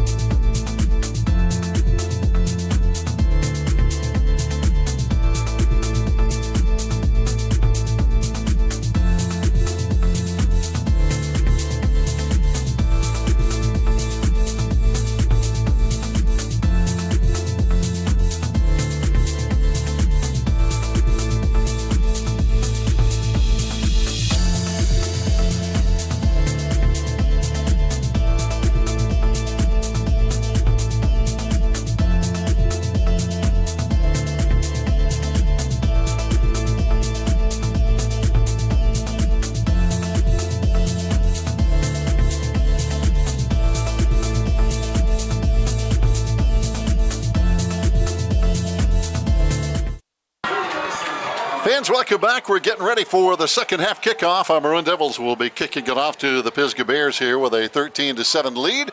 And we expect a good second half now as our Maroon Devil kicker, Evan Hall, getting ready to kick it off. And Coach, going to be interesting to see now what kind of adjustments each coaching staff made at halftime. Yeah, it's going to be interesting, and you find out real quick what's going to be happening with your team. Now, that's good. It's going to go out of bounds. Yep, 35. But that probably wasn't a bad idea. If you can't kick that thing down there stay away from that speed. Don't let that speed kill you. Make them have to work to put the ball in the end zone. And so what we did right then is we pooch kicked it. He didn't mean for it to go out of bounds, but it did on about the 36-yard line of Pisgah. So, yeah, they're going to mark it where it went out of bounds instead of a normal out-of-bounds penalty. Yeah, we were talking during the break about squib kicking and things like that simply because you're looking the line. You're looking the line in the mouth when you kick it down there to that speed, man. Oh, now they're going to spot it at the 41-yard line. Okay, they moved it. Why'd they move that up? I'm guessing the 5-yard penalty for kicking it out of bounds. I guess maybe. I'm guessing. Maybe that's it. All right, we're back in the Wolf front. Quarterback sweep. to the out here to the left towards our sideline. He's tackled from behind by the backside linebacker. Yep. That would be Blake Lambert. He Yep. comes across the field and makes that play. Good play. And our linebackers have to be busy, Coach, because they get to the corner pretty quick. Well, in this 3 front, I always tried to hide those linebackers in behind these big tackles. And times you can do it, and times you can't. I like to move them wider so they can see more and they can play downhill. Then ball going back into the boundary, quarterback zone this time. We stop him short of the first down. It's going to bring up about 3rd and maybe 1. Again, Blake Lambert coming over with a good tackle. Also helping him out is Caden Sawyer. So now it's going to bring up 3rd down and 1, almost 2 yards. Yeah, about 2 now, yep. So they're at the 49. They have to get to our 49. Wide side of the field over there. They got plenty of room to maneuver. Put the wing. They've got their H-back now and tied in to the wide side of the field. Direct snap. Quarterback gives it up in on the zone play. Looks like he might have picked up the first down. He got it. Straight ahead. So first down at the 48-yard line of Maroon Devil territory, just across the halfway mark. Yep. So now with 10:47 to play, just underway, 3rd quarter. Pisgah with the football. All right, now we got to figure on this wide side again, get a stop. We got to put them in a situation, and we don't want them to play with the football a whole lot. We were talking about time of possession in the first half. We seemed to have the ball about twice as much as Pisgah did until right at the end of the 2nd quarter. All right, they got the wing and the tight end to the wide side of the field now, folks, away from our sideline. We're in the wolf front. We're slanting that way to the wide side. Throws it into the boundary, right in behind the receiver. Yeah, tried to hit Maddox right over there, but threw it behind him. Yeah, threw it behind him. He was making an end cut. Our corner was right on him and made a play for the receiver just as the ball got there, and the receiver couldn't even see the ball. Yeah, good play by Leatherwood over here. Yeah, he was trailing him pretty good. It was a short end cut to the hash marks from the boundary. He's over here. Evan Ball, of course, back there at the safety spot. And now the Bears 2nd down and 10 at our 48. All right, now they got a wing back into the boundary. He's away from the tight end. All right, running the combination routes, in cut. Oh, he caught it over the middle. Boy, we just couldn't get the linebacker underneath quick enough, and that's what we're trying to get there. And the linebacker was on his way, but he was tackled from behind by the safety. With the catch. Yeah, and he timed it. He went up, and they just design it that way where that ball goes up in the air where he's the only one that can go up and get it. 3rd down and 1 now. And again, they're taking plenty of time. You know, one thing about it, the play clock never runs. I'm not sure why, but theirs may be broken. There was times we faced that at our stadium, and I've always wanted that play clock to work. Yeah, it's an advantage for both teams. Short yardage, 3rd and very short. Quarterback goes up under, takes a snap. Oh, he broke it. He's gone. He's out. He's gone. He's out. He came out of that scrum. Yeah, touchdown. Touchdown, Pisgah. Yeah. Nope, going to mark him out at about. Somebody's got something going on. Oh, I think they're going to call him down back here. Wow. I'm not sure yet. Let's see. I didn't see how he got out of that. We'll have to watch the video on that. Yeah, but he popped out of that scrum. He popped out of it, and I'm not real sure what the officials are meeting about. There was no signal, but he's going to say he stepped out now. Yeah, now they got the ball. They're going to spot it on about the 8-yard line. Looks like 8-yard line. Yeah, he dropped a beanbag over here for the out-of-bounds marker. So now they're going to move it back even more. I didn't see any penalty flag. All right, over here they got a block in the back. Oh, there it is. Yeah, by the head official, by Pisgah downfield. So what could have been a touchdown is now Pisgah 1st and 10 at our 18-yard line. Boy, but he broke out of there and nobody was there to get it. Yeah, that's right. He was gone, and I'm not real sure. I lost him in that scrum. It was a quarterback sneak, and he just ran up in there, and then he popped out. That was Matthew Mahaffey with a good play. Tight end and H-back to the wide side. Underneath, going to run the trap. Back to the backside. We stop him at the line of scrimmage. Yep. Good penetration that time. 2 flags on the play. It's probably going to be a holding call on them. Yep, and we might get stuck with a late hit. Yeah, we might. I don't know. The flags were on the ground, I think, before the whistle ever blew. So Well, no, they're facing to mark it off against us. Face mask. Face mask. Oh, I didn't see that. Wow, me neither. Well, they're getting eagle eyes now here in the third quarter. So it looks like it's only a 5-yard face mask. So Yeah. so they're going to spot it at about the 13. And that's going to bring up a Is it first down still? should be first down. Okay, yeah. All right. First down in about 6. Yeah, it's less than 10. Yeah. First down at about 5 or 6. All right. They got the H-back and the tight end to the wide side of the field. Twins into the boundary. So comes pretty Pope much again, the same straight play. ahead. Yep. Right Zone. up the A-gap. Yep. Zone, center zone play.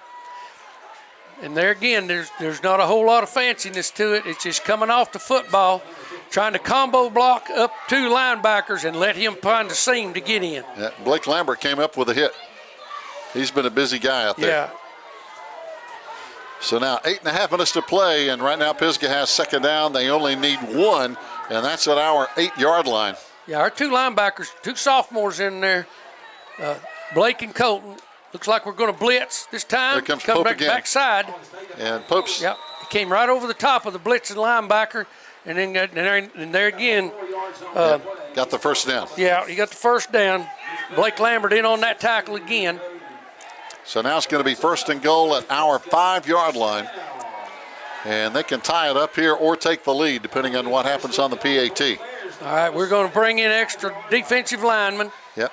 right here to defend the line of scrimmage. Yep, coming in there, Aiden Smiley Yep. on defense. Got the linebacker walked out on the inside receiver. They're going to run the football, run the trap back to the other There's side. Pope again. Gets it down inside the 5-yard line. He might have got maybe 1 yard. Yeah. Not a whole lot. 1 yard, that's Yep, it. That's it. Ball's in the middle of the field. Yep, second and goal at the 4-yard line. And Pisgah likes to run the football. You know, last week they didn't run it very well. Only had 70 rushing yards all night on 25 carries. Yeah, and right now they've not had to go for it very far, but what they're doing now is hanging on to the football. Trap again, same play. Quarterback Mahaffey. keeps it back out the backside, Oh, good and he's play. tackled short of the end zone. Good That was play. a complete naked bootleg by the quarterback. He faked to the running back. They even pulled the guard to trap for him, but the quarterback just kept it, came out the backside. Silas Stanberry, Yes. big tackle. Big time tackle. That right saved there. a touchdown. Coming up from his safety position and made the tackle. He had a big game last week. Oh, yes. Oh, yes. So now third down, and they're at the 1-yard line, All third right. and goal. They're bringing everybody, putting them in the box. Quarterback's going to walk up. He's going to stick his hands under. He's going to try to run the quarterback sneak. Running back's there to push. Oh, they run Oh, a they toss pitch it. sweep. A pass. Oh, Out on the got it. boundary. Touchdown. That's a well-designed play. They ran like a reverse, folks, and then he pitched it up in the air. For To the a wide 2-yard receiver. Yeah, to the wide receiver. He was wide open in the back of the end zone. Yeah. So that play was a lot of timing. You know, the Yeah. wide receiver came from the left side. They tossed it to him, and then he threw it in the end zone. That's one of them cute plays. That's Yeah. what I used to call them. That's a pretty good one. That's a good one to pull out. It's a cute play. Now the point after touchdown, man, this kid's got a leg. Yeah, he does. As he boots it up and in, 6:43 to play. And fans, we have a tie game, 13-13. All right, now here it's at Pisgah time. High School. Yeah, now it's No, time 14. to fight back. I'm sorry. So yeah, they got 7 on that one. 14-13. Pisgah up by 1 because we had missed an extra point. Right. And right now, that's the difference. Fans, stay tuned. More football coming up.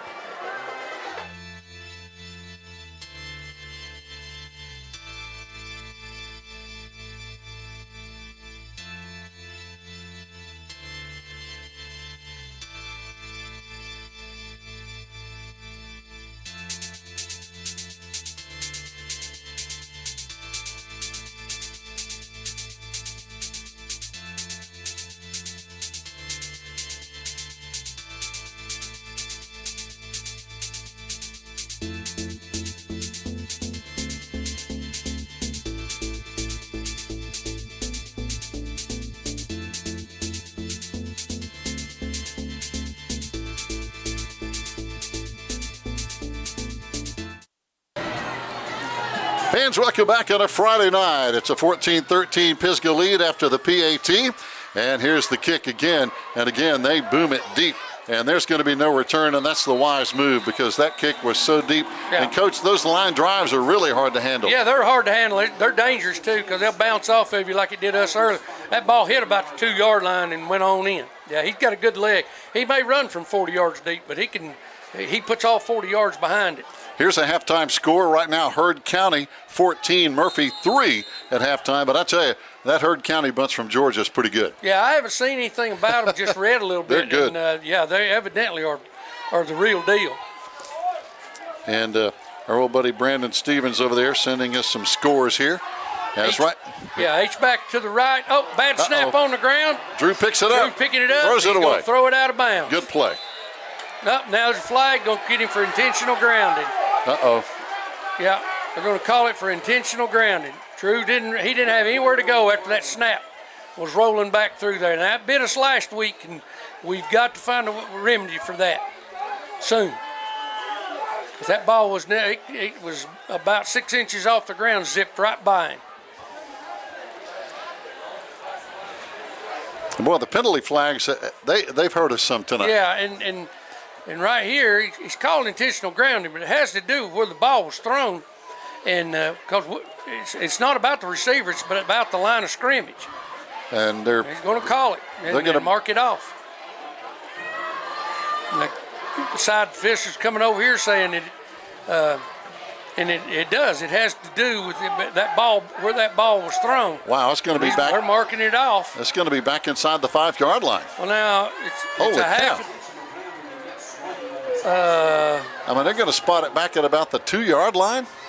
I ain't real sure what's going on right here. I think they're confused. They're just making it up as they go along right now, Gary, is what it looks like to me. Yeah, I mean, they spot it inside the 2-yard line.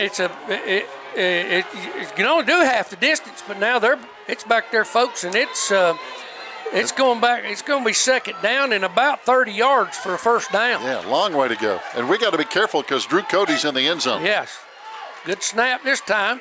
We run the backside zone, and he's going to be tackled in the end zone. No, they're going to mark him down. Forward progress out here. Yeah, Pisgah wanted a safety, but they're not going to get it. Yeah, he got back to the line of scrimmage, and then he got knocked back.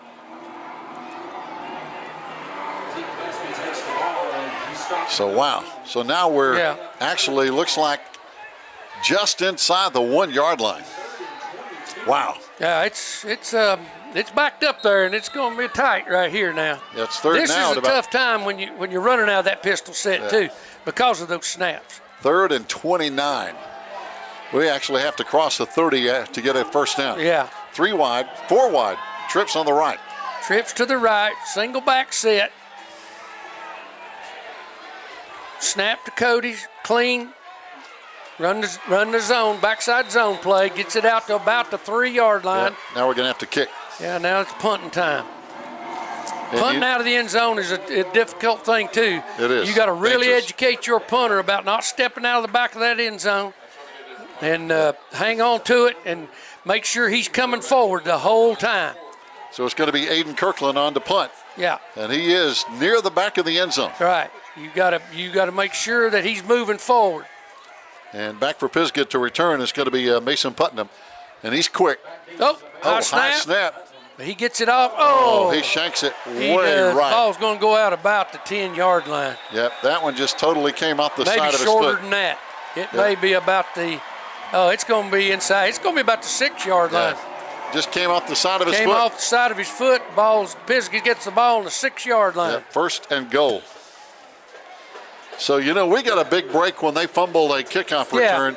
Now the Bears get a big break when we muff a punt. Yeah, we're kind of snake bit right now. Big Mo's got that red jersey on. Momentum's all on Pisgah's side. We got to do something to change that. You can't just ask for it to be changed. You got to change it. That's it. So we're going with 5 big defensive linemen into the tight end side. Slanting that way, run it backside. We hit him at the line of scrimmage, and he's stopped right there at the line of scrimmage. Didn't get much. Nope. And Pope's a strong back, but he had nowhere to go. Nope. He's a good one, but we had a good defensive set. We set it up to the weak side that time. Had 3 defensive linemen from the center to the tackle on that side, and they ran right into the teeth of it.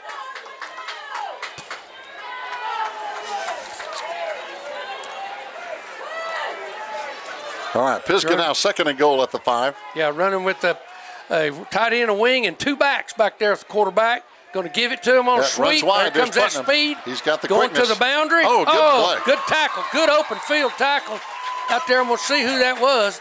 It looks like it's Zeke. Yeah, Zeke coming up, making a great open field tackle. Now, he picked up a couple yards. It's ball's on the 3-yard line now. Yep, he was over there with Silas Stanberry. Yeah, Stanberry, I mean, they were covering the ground. Yeah, it was a wide side of the field sweep, and he just took off a sprint. 4.5 minutes to play. Clock running down in the third quarter. Pisgah up by 1 now with third and goal at our 3-yard line. Staying with our big defensive front. 5 linemen up there. Now they're running twins and the wing into the short side. Going to run the toss sweep again into the boundary. Here he goes. He's going to go. Now we're going to get him. Penalty flag. I think you're going to get him this time for holding. That down block on the linebacker, he tackled. That's coming back. Yeah, he tackled our linebacker. That inside receiver did. So Pope carried it in the end zone, but there was a holding call. Yeah, it looked like Colton Schuler was trying to get up in the alley right where he was supposed to be and where the ball was going, and receiver of the wingback one tackled him. So, boy, that's a big penalty for the Maroon Devils. Yeah, now this is an opportunity right here now. Yep. Now, we have a wide side of the field, and Pisgah has really been favoring it a lot. So now they have the option, either running it into the boundary again like they just did, or using their speed out here on 2/3 of the field. So now 3rd down and 11 for Pisgah after the touchdown is nullified by the penalty. All right, they got the H-back into the boundary and the tight end. Got a split receiver out here, one-on-one. Going to pull it down, fake it, in cut over the middle. Oh, there's flag a flag on the play, Yep. Incomplete pass, it Yep. may be. That's going to be interference. They're going to call it, the side judge is calling it incomplete. Yep. I think you're going to see a And the back defensive judge interference. threw the flag. I'd say it's interference. He was there, had his arms draped around him, but he was doing what he could and swatting at the ball.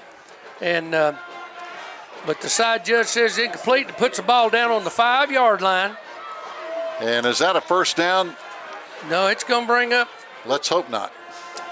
They're getting 3rd down over, though, it looks like. He's not changed the down marker. The official hasn't, so. So it's going to stay 3rd and 5. Yeah. Now, same set. Got the wing and twins into the boundary. Quarterback's up under, toss sweep again to the running back. He's tackled right at the line of scrimmage. Oh, good tackle. Good gang tackling. Good linebacker running downhill. Defensive lineman playing down the line of scrimmage. I'll tell you who made those tackles. We had Aiden Smiley in there. Yeah. We had Hunter Williamson. Bunch of guys. Bunch of guys piling it up over there. Yeah. And they're big, strong kids. They are. So now 4th down and 6. And they're going to go for the touchdown. I don't see the field goal kicker coming on. Yeah, they're going to try to score right here. They're going to try to punch it in. It's big now. Okay. Now they got the twins into the wide side of the field, bunched up. Snap, going to throw the football out to the wide side of the field. He caught it, touchdown. Yep. There's that was Pope out of the backfield, a wheel route out of the backfield. That's something we used to run right there. That was a good play call and a timely place to do it right there. So now Pisgah up 20-13. Yeah, the running back comes to the 2 inside receivers. They run the defenders off, and the back comes out over the top of them into the wide side of the field and then into the end zone. Camez on for the point after, and he's been perfect tonight. It's a 21-13 Pisgah Bear lead, 3:13 to play, 3rd quarter here on the Maroon Devils Network. We'll be right back.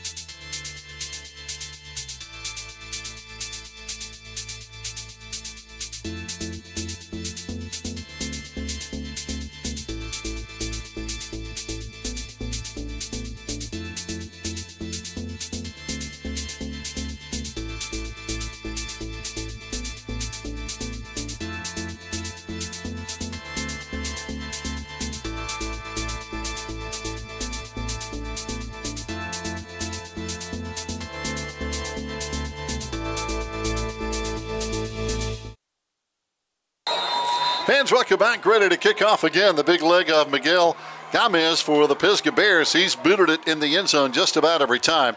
And this one is going to be a line drive. It's going to be off the hands of Zeke Glaspie into the end zone. Back into the end zone. They're going to return it and bring it out to the 20. I tell you, the way he kicks the ball, that's hard to handle. Yeah, that thing was that's a fastball coming right down the middle of the field, knuckleball too. I mean, it has no spin on it when he kicked that one. No, and Zeke's a good return man. Yeah, but some of his have been line drives with spin on it. That one didn't have any spin. It was just a straight line drive. He's got to be a soccer guy. Oh, he is. I guarantee you, because as soon as he kicks it, he kind of stops right there. He's not going to go down there. He picks his tee up, and he's gone. Yeah, 21-13 Pisgah. Maroon Devils with the football, 1st and 10. H-back with the tight end, quarterback sweep to Cody's going to run it. Swain sideline. Got a couple. Yep. Picked up a couple, knocked out of bounds. Coming over here on the stop is going to be Pisgah's linebacker over there, Jackson Bautista. Uh-oh. Yeah, and there may be a penalty right here. I don't know. I couldn't see exactly what went on, but it may have been after the play. Let's see what the officials say here. I know Pisgah's been doing kind of a lot of talking when they come over here to our sidelines, pointing and carrying on, so that may have been what happened right there. Yeah, unsportsmanlike against Pisgah. Yeah. That's what it is. Yeah. And that's just mostly verbal stuff. It is. They get over here and they've been talking a big game over here when they came over here. Now they're out there trying to settle each other down. Yep.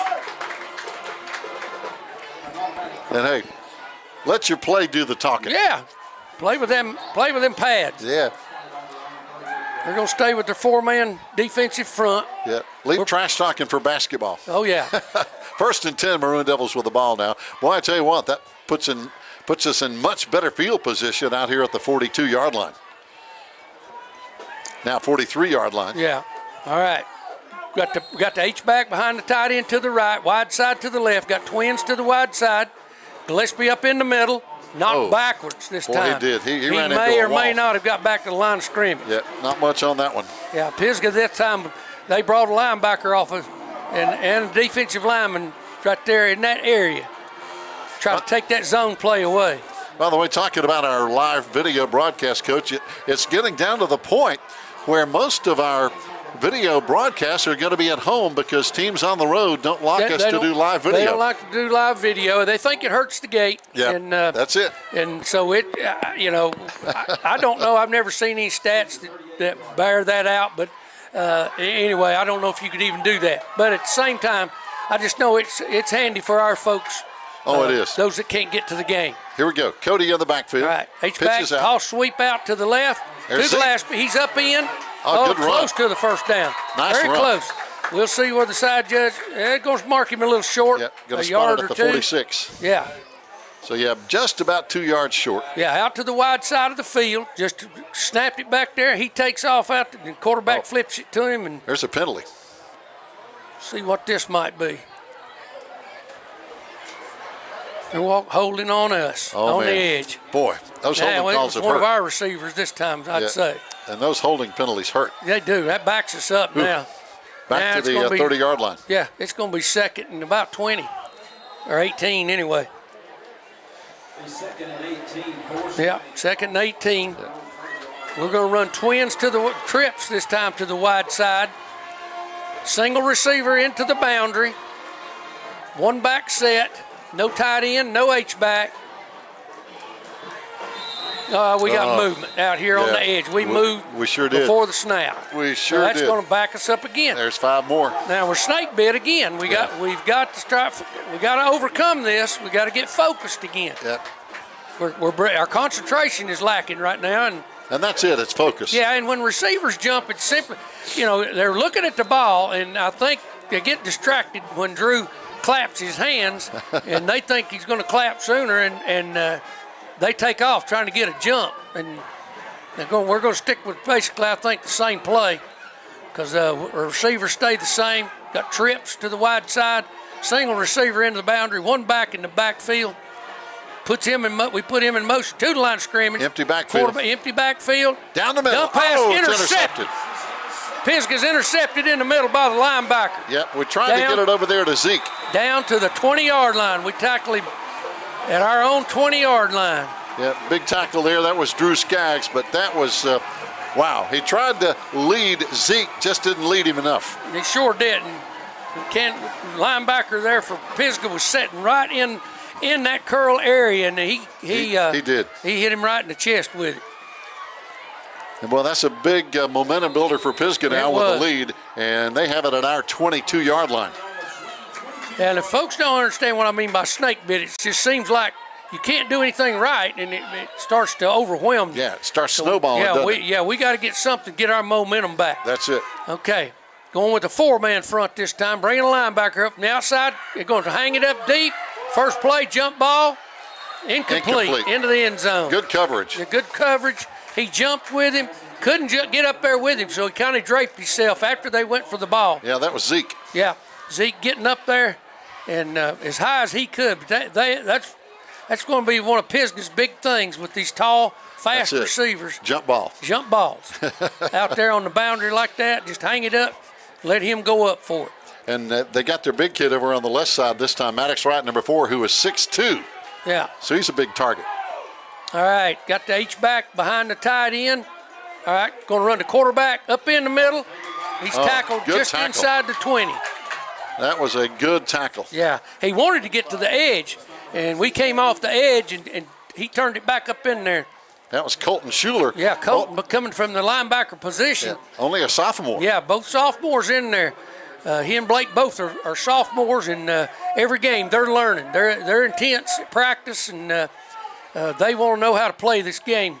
That's going to be the final. Well, it looks like there may be a timeout or an official timeout. I believe he's going to call timeout. He's waiting right here till the play clock. I'm not sure what they're trying to do. They're letting the clock run down now.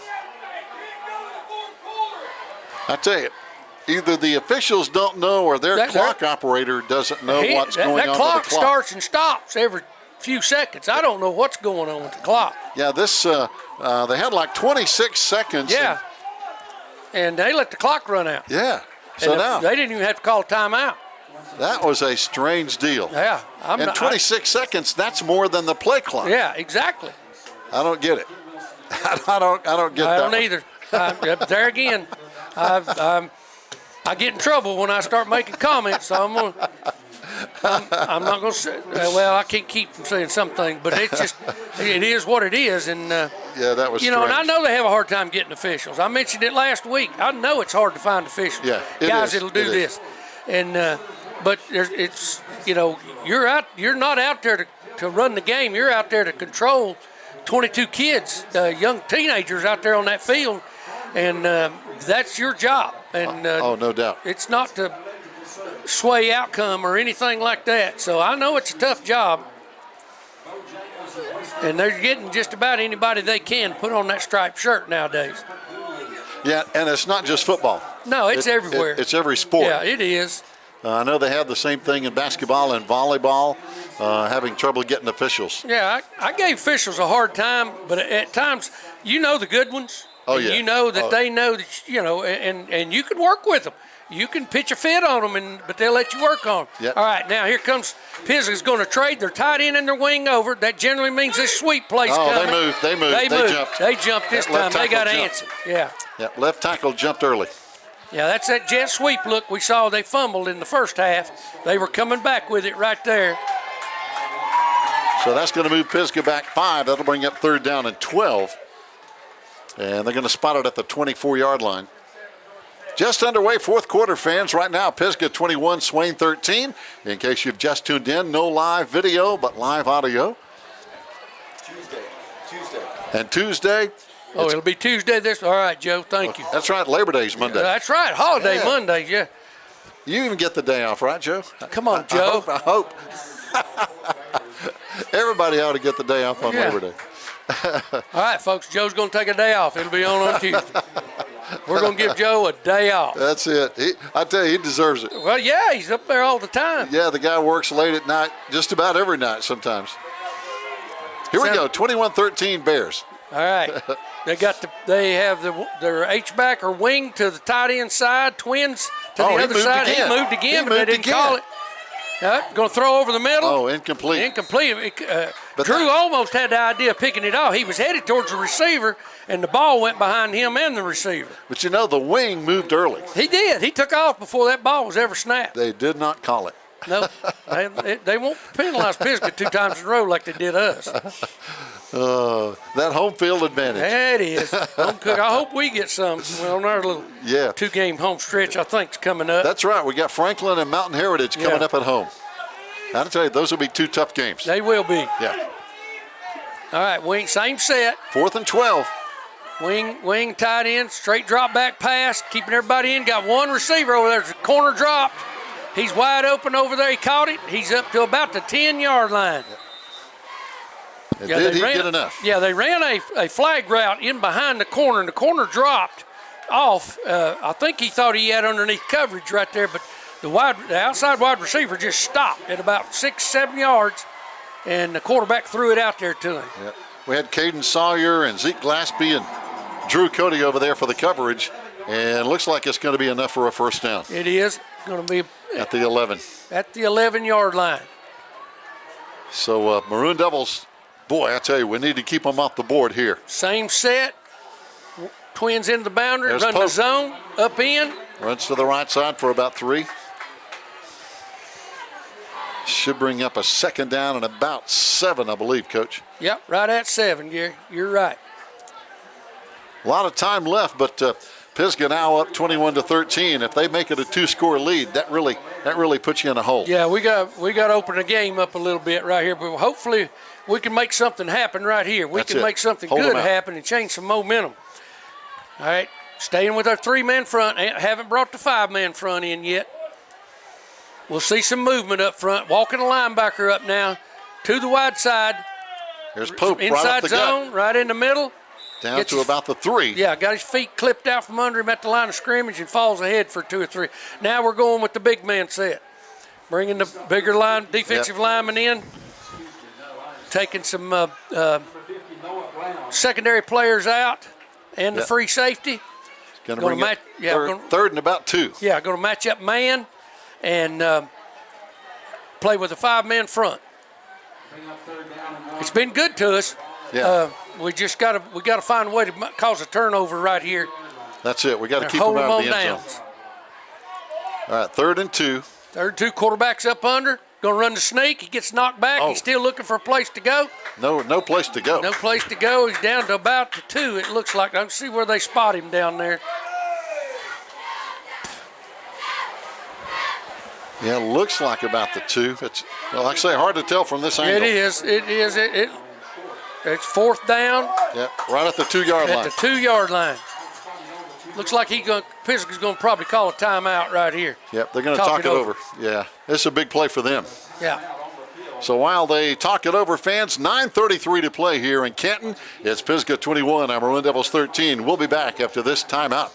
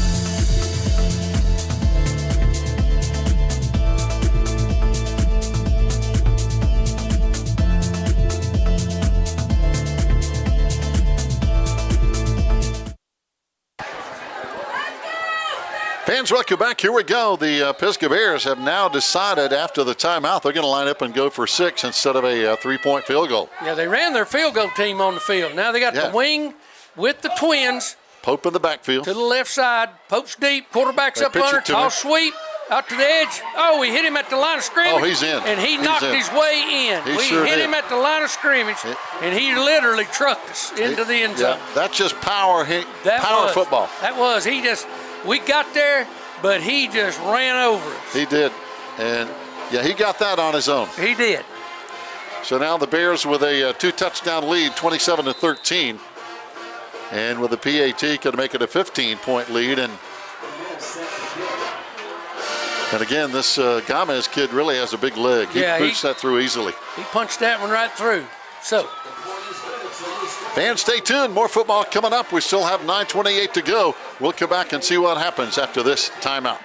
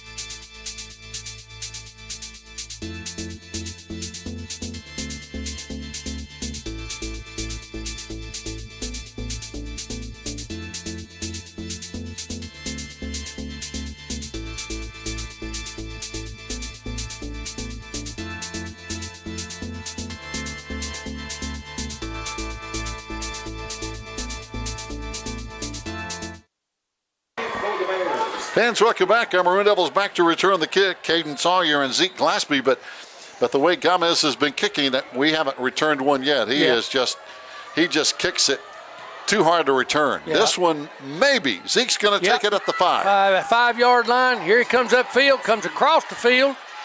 Nice return out to the 25-30. Head fake, down at the inside, just past the 30. Right at the 30-yard line.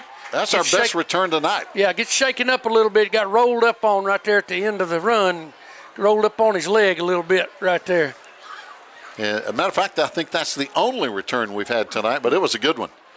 We attempted one earlier down here and tried to come across the field, and we got caught. Oh, that's right. Deep in our own territory, but that's the only one that we have had been able to field. That's it. Good return by Zeke. Yeah.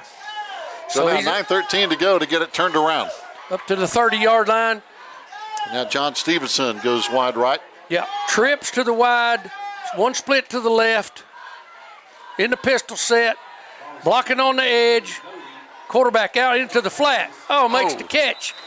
And went down right there, kind of juggling the ball a little bit. Yep, tried to hang on to the ball. Yeah, trying to see who that was. I believe that's Zeke. Or that could be Silas. That was Silas. Yeah, it sure Silas was. Stanberry. Number 6, yes. Yeah, because I knew Zeke was 6. Zeke's over here. He got a little bit rattled on that return. He got rolled up on. So now Drew Cody trips on the left side. Zone up in. There goes Silas. He breaks it out to the 50. Big first straight down. Up in midline zone, straight up the field. Great run. Caden Sawyer, big run. Big first down at midfield. And that was Caden. I'm sorry. I apologize. Caden had that big touchdown earlier when we fooled him on that touchdown run. Yeah. All right. Same set. Trips to one side, split to the other. Going to run the trap this time. Here he comes again. Hit it to the line, just past the line of scrimmage. Going to pick up about 2. Yep. He's having to come in for Zeke, who got, as you mentioned, kind of banged up. He did. He got rolled up on it. It affected his leg there a little bit. He got twisted when he went down. Yeah, they're down there working on that now, trying to. Talking to him right now. He'll come back if he can. Yeah, he's a tough kid. Trip. Now we switch it. Trips to the other side. Single receiver. Throwing it out here to the single receiver. Nice job. That's Corey Stillwell. To Corey Stillwell. He picks up the first down. We're moving the football past midfield now. Down in inside the Pisgah 40. Good drive here quickly, too. Yeah. We needed 39-yard this. line. Yeah, Yeah, first everything and been 10. negative been happening. We Joe's talking about it being snake bit. And all right, now we go twins to the wide side, twins Three-man to the front. short side. Cody back to throw. Rolling right, throwing over to the top. Got it. Out to Zeke this time. Zeke back in the ball. No, That's Silas again. that's Silas again. I'm sorry. It's hard to tell, I 5 or 6. can't see across the way I can't here. either. I can't either, Coach. Yeah. Thank goodness Joe can see. Yeah, Joe's got better eyes than me and you, Gary. Well, Well, he's got a zoom lens. he's got the zoom lens on the camera. That's how he can tell. Joe's cheating. Anyway, now we got trips out here to the wide side. One split receiver into the boundary. Fake the zone, quarterback keep out the backside on the naked bootleg. Picked Drew with up the first down. First down. Down inside the 25-yard line of Yes, Pisgah sir. is Drew Cody. Yeah, pulled it and went. Good play. Yes, sir. Well, we this- needed something positive, Gary. I tell you, this drive is really good. It is. This is positive yardage, and Pisgah's kind of scrambling, moving folks in and out over there right now.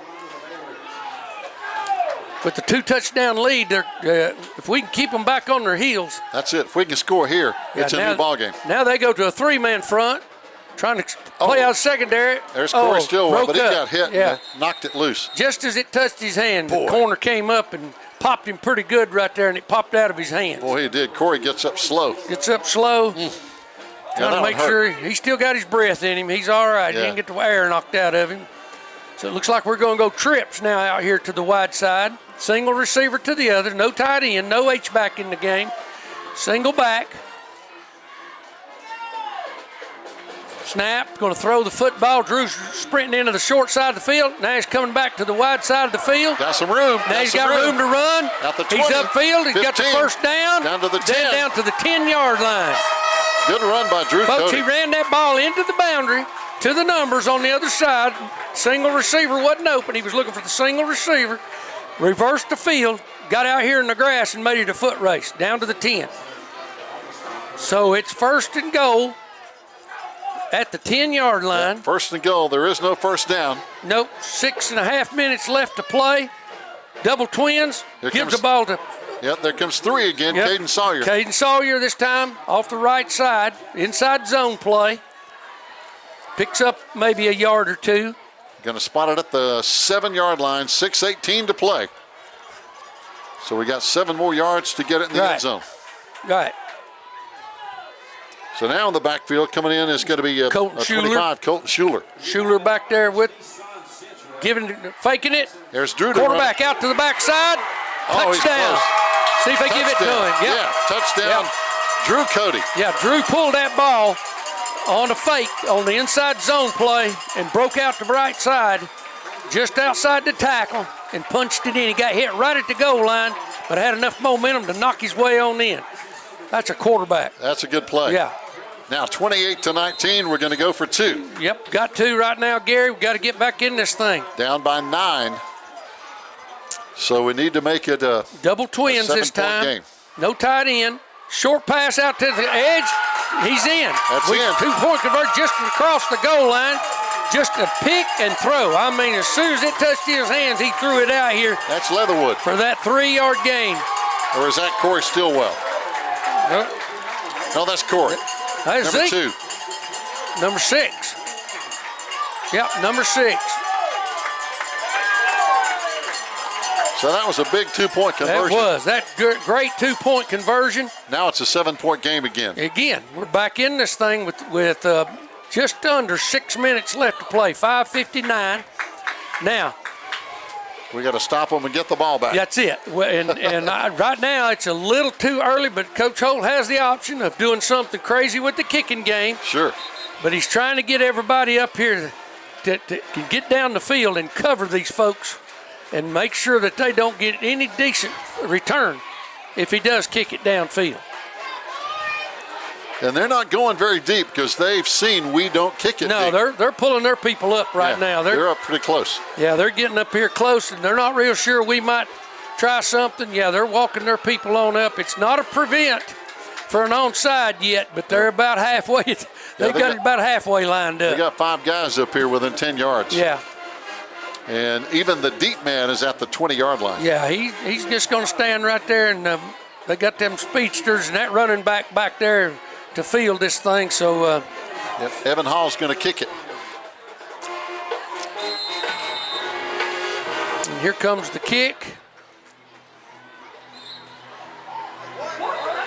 There was a whistle blowing over there for some reason. I'm not real sure. Timeout Pisgah before the ball was kicked. Wow. As he was coming to the ball, the whistle blew about one step before he kicked it. Boy, it did. Well, what he was trying to do, that coach was going to see where we kicked it, called a timeout in the middle of the play, basically, and see, because the kicker couldn't stop, so he went ahead and kicked it.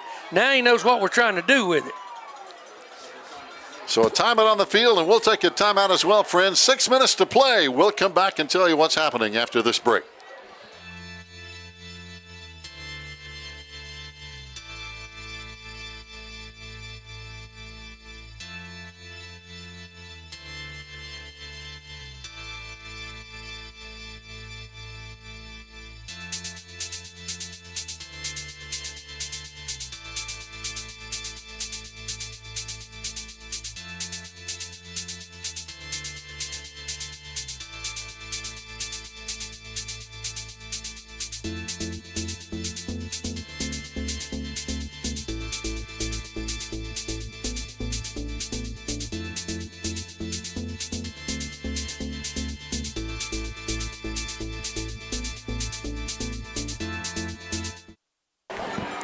Fans, rock you back here on the banks of the Pigeon River at Pisgah Memorial Stadium. Our Maroon Devils ready to kick it back with a 7-point deficit right now. 28-21 Pisgah. And our Maroon Devils, of course, looking to see what we can do to stop Pisgah and get this ball back with 6 minutes to play. And here comes the kickoff. Good kickoff. It's going to be returned from the 21-yard line. And here they get back out to the 30. Running back's got it. Oh, he's upfield. Oh. He's running in open grass out to the 50. That's Pope again, their main running back, and a big return. And I'll tell you who saved that was the kicker. Yep. He tackled him Evan at midfield. Hall. Sure did. And that big running back, he brought him down right at the 50-yard line. And he's a load to bring down. He is. He's not easy. And I'm sure our kicker, he's not, that may be, I don't know. I haven't been seeing him in practice, but he did a great job of tackling him in an open field out there after he broke that front. We're running past our coverage. All right, here we go at midfield. Here we go. Got two linebackers coming. They both get blocked at the line of scrimmage. Running back pops it to the outside. Jumps a would-be tackler down to the inside the 30-yard line. Yeah, that's a 20-yard gain right there. Yeah, he popped it out of there. He was hit right at the line of scrimmage up in. He bounced it outside and started picking it up. And I tell you, Pope has been the difference for them in this second half, Coach. He had that big touchdown run earlier where he broke a tackle and got in the end zone. Yeah, he's a difference maker. And he got that big return on the kickoff, and now this 20-yard run from scrimmage. All right, going with the wing and going with the H-back and the split receiver, quarterback side. All right, taking their time, getting the snap. Going to run the inside trap play. There it is. Again. He popped it again. Man, he's down having inside his way. the 20. There's another first down for Pisgah. And again, it's all Pope. Yeah, they're just giving it to him, and he's finding them seams. He had a lead blocker with the guard that time. Yeah, he's doing it mostly on his own, cutting outside. He is. He's finding that. He's either running inside that trap block, or if we defend it inside, he's popping it outside. So now 5 minutes to play. First down and 10, Pisgah. And they're at the 18-yard line of Maroon Devil territory here. Yeah, taking their time with 4:40 left to play in the ball game. Got the H-back, wing, and the receiver putting the H-back in motion across the formation. Snap. There he goes again. There's Pope. Yep, same play. Trap this time with the lead blocker. Man, he's down inside the 3. First down and goal. He's down there. He's inside the he's about at the 10. No, about the 5. Yeah, about the 5. You're right. From our angle, it's hard to see. It is. So they're going to spot it right on the 7 at the 7-yard line, first and goal. And they've used him every play. Yeah, they're not going to do anything any different because they're wanting that clock to run. That's it. And try to get another score right here. We did a good job of scoring on them. Now we just got to find a way to stop them right here. At the 7-yard linebacker line. Walked up into the line of scrimmage. Same play, straight up the middle. Yep. This time down to about the 3.5 or 4-yard line. Got about 3 more yards. Pick up a 4 yards on the play. And I tell you, Coach, when an offense like this, as we had on the last series, when an offense has that momentum, boy, it's hard to stop. It is, and this is, this is something that Pisgah's been looking for. They've not had any success, from what I understand, in their scrimmage or the first game. You're right. And what little bit I saw of them on film of the first game, it was just they struggled. And so they've went to work on it, and that running back's come alive tonight. Yeah, they're running it better tonight. Yeah. Going to run the quarterback to the wide side. He's tackled. He's in trouble. He's hit. He was hit behind the line of scrimmage. He was. Spun his way up into the line of scrimmage and back to the original line of scrimmage. That's a pretty good play by Mahaffey to avoid the loss. Yeah, he was hit for a loss and just started spinning. Boy, Coach, they're using clock. They've used 2 minutes here. Yeah. As it's now under 3 minutes to play as they lead 28-21. Yeah, and since they're not running the play clocks, generally on the sidelines, if we as a place didn't have play clocks, I had a coach counting down for me. So we would know how much time was run off. And they're running every second off. Here comes Pope again. He's hitting the backfield. There we go. He's tackled for a loss. There's a penalty flag. Penalty flag. It's thrown up towards the line of scrimmage. We tackled him behind the line of scrimmage. He was thrown for a loss. Yeah. I hope that's not a face mask. Yeah. Coach Hope went all the way down there to plead a case. I don't know what it's going to be. He got knocked backwards, though. I mean, in a hurry that time. Good penetration. We had good guys up front, Noah Brown and Aiden Smiley really coming hard. Yeah, and let's see here. Oh, they're going to mark it off against us. It's a penalty, half the distance. How do you call that from the field goal post? Was that face mask? There it is. That's what I was afraid it was. I didn't see that at all. I don't know. Maybe I don't know. So now they're going to have it at the 2-yard line. It's a 3rd down and goal from the 2, almost the 1-yard line. I mean, it's inside the 2. Oh, yeah, it's down right. It's right on it. So they're going to load up this time. Quarterback, now he's going to walk up. Now we're going to run the quarterback sneak. That's it, power ball. The backs walk up to push him from behind. Ball, fumble. Ball. Pisgah got it back. Pisgah got it back. Boy, we had it for a second. We did. We came off the edge, and that ball went right between his legs. Boy, I thought we had our hands on it for just a second. What are they saying? Did somebody call timeout? I think there is a timeout, and they're going to spot it at the 5. Yeah. It is Pisgah ball, though. Oh, we called the timeout. Okay. All right. Yeah. So, wow, we're going to take a break down the line. This will be our final timeout, fans. 2 minutes to play. We'll be back in just a moment.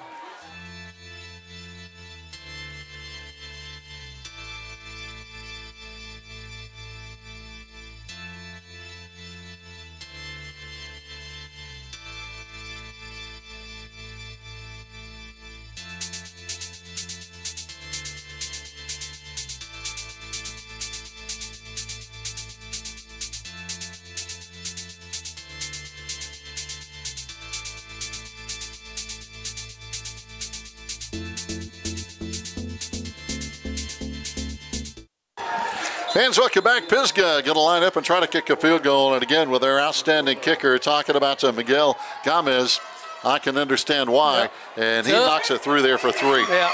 No good. It was wide right, Gary. It went wide right at the last second. All right. Wow. That's a big miss. Okay. Yeah, from this angle, it looked good. It did. It looked just like his other kicks, but he missed it. It didn't have the power on it. So now we're gonna get the football with 1:55 left. 1:55 left. 1 score down. Yeah, with a chance. With a chance. Ball coming out to the 20. Yeah, because if he had hit that field goal, it was game over. Pretty much. Even if we'd have scored. So right now, another timeout called by Pisgah this time. And this time they actually let us know.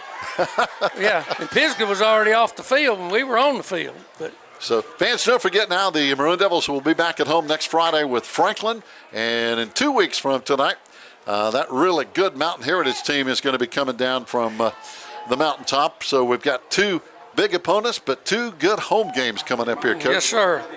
And we need to see right now what we've got. And we'll have video for the next 2 weeks. It'll be a home game. Yeah. And we control that. But and then after that, of course, I believe conference play gets underway. And And I think the Smoky Mountain Conference is going to be as tough as it always is. Yeah, it will be.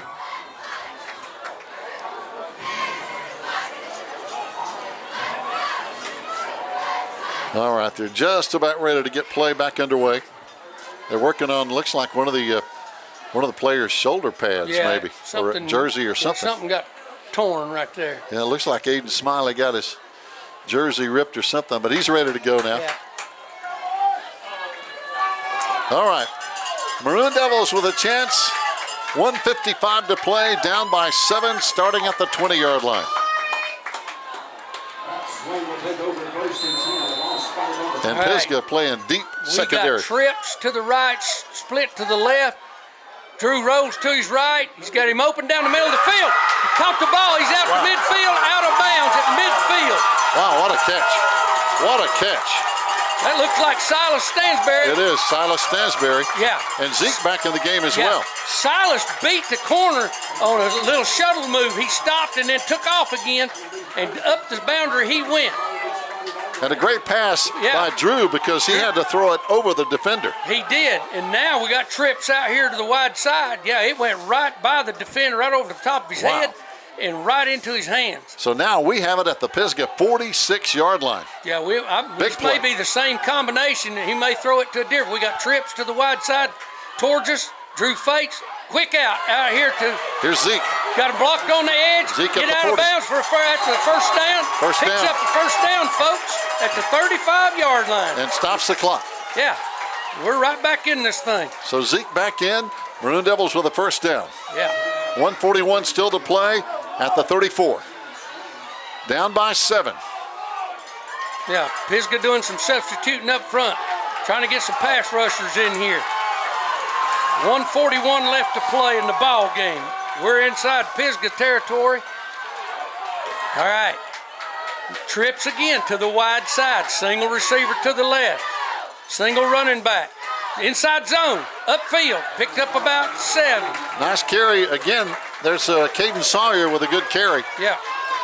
Got to be careful here. Clock running, a minute and a half to play. That's right. This is part of your 2-minute offense pack. We're not huddling.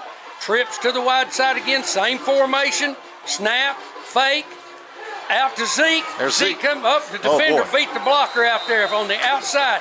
Clock's going to continue to run. We got to hustle up. Now we get a timeout.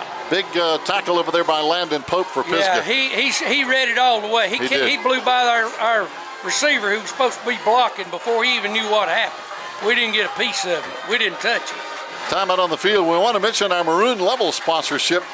Joe, we've got Big Coat Grocery, Bojangles, Carolina Outfitters, Great Smoky Mountain Bait and Tackle, JL Strategic Solutions, Kirkland Construction, Mark's Garage, go by and see Marky Hyde out there, Parts City, Sam Everhart Realty, Smith & Company, Stanberry Excavating, Ward Plumbing, Heating and Air, Wise Guys Grill, and our field floor level sponsors, Great Smoky Mountain Railroad, K&B Lawn Care, Farm Bureau, and High Creek Earthworks. Got them all in. We appreciate all of them. All of them. Yes, sir. Got to have them. That's it. All right, we'll see what Coach Holt, Coach Brookshire have up their sleeve right here now. Seeing the same formation, but this time they put the trips into the boundary. Yeah. And the single receiver out here, he's going to be double covered by himself. Oh, we might have moved Here early. comes Drew to the wide side of the field, running. Great non-block on the edge, out of bounds for a first down. Good play. Stops the clock. Watch, hey, we got away with one there. We moved a little early, but nobody caught it. Yeah, but Corey Stillwell did the smart thing out here. He was blocking this corner, and once that corner went inside of him, he just stopped, put his hands in the air, put his body in between him and the defender, and literally put his hands in the air and blocked him. Yeah. So that was it. No holding on that, is No holding on that. You can't call it there. That's a smart play. Yeah. Here we All go. 107 left. Yeah, we go double twins this time, folks. Twins in the boundary, twins to the wide side. Play fake. Drew's out to the wide side of the field running down to the 10-yard line. Yep. Clock will continue to run inside of a minute now. They got to move the chains, I believe. Yeah, but they're not. No, he better snap it then. He's short. They're going to say he's short. He's short. Second down. I'm okay. Well, I tell you, got to stop the clock here, guys. Yeah. Inside zone. Oh, he's in. Touchdown. Touchdown. Touchdown. Maroon Touchdown. Devils. There's again. There Caden again. Sawyer. Caden Sawyer, number 3. That's his second touchdown. He pulled off. Oh, that was a great play call. That really was. We had them spread out all over the field. They just knew he was going to the boundary. We ran the inside zone. He got hit about the 3 and just kept pummeling until he got in. It was almost like a draw. Almost like a little delayed handoff. Yeah. Now here's Gary. Here's the game. This is going to be something right here. Now, Here's the game. I think you're going to go for 2 right here and make the difference. Yep. So we'll see. Yep, this is the ball game right here. Yeah, if I'm Coach Holt, that's what I'm going to do. Sure. I don't want this thing going to overtime, and I don't want to miss an extra point and lose it that way. So let's go for all the marbles right now. Because both teams have missed extra points. Oh yeah, so it's not a given, and so here we go. We're going. I'm sure that's what he's doing, and 36 seconds left to play. Man. What a finish. It was, man. And if we put this one in, we're going to have Pisgah a little bit on their heels, and then we got to defend them for about 30 seconds. So it's going to be right at the, 2.5-yard line, 3-yard line? Yep. That's how far we've got to go to get the 2-point conversion, which would give us a 1-point lead. Yeah, the ball will be on the 3. That's where the extra points are. And Sawyer stays in the backfield. We got double twins to both sides. No tight end. Motion now by Zeke in motion. Zeke in motion across the formation. Oh, he pulls the ball. He's going to run for it. Oh, he's tackled and the ball pops out. He tried to throw it, and that ball popped out. I don't know if they're going. Yep, it's going to be called incomplete. Okay, it's called incomplete, and so it's 28-27. We didn't get it in. Yeah, didn't Pisgah score the celebrating. 2. Yeah, because now all they have to do is take a knee. That was our quarterback trying to run out here, make something happen. He was defended right on the edge. He wasn't going to be able to get in. He realized he pulled the ball up, tried to make the throw, and got hit just as he pulled the ball up, and they ruled it incomplete. But that was a heck of an effort. Yeah. He put together one heck of a drive, bringing it downfield. Oh, no doubt. That was a great drive. Talk about a 2-minute drill. Yeah, that's it. I knew we'd get to see our 2-minute offense right there, and we executed it to a T. We just didn't get the conversion, and I know Drew's feeling bad about it right now, but he don't have anything to hang his head about. Now, I'm going to hate this as far as a loss. Yep. Unless a miracle happens, they're going to pull this thing out. Pisgah is by 1 point, and I'm just glad to see that we made a comeback. 2 touchdowns down. We didn't quit. And we never quit, and we fought our way back in this thing, Gary. That's it. Had a shot to win there. That's what I'm most proud of right now for our Maroon Devils and this coaching staff and these young players.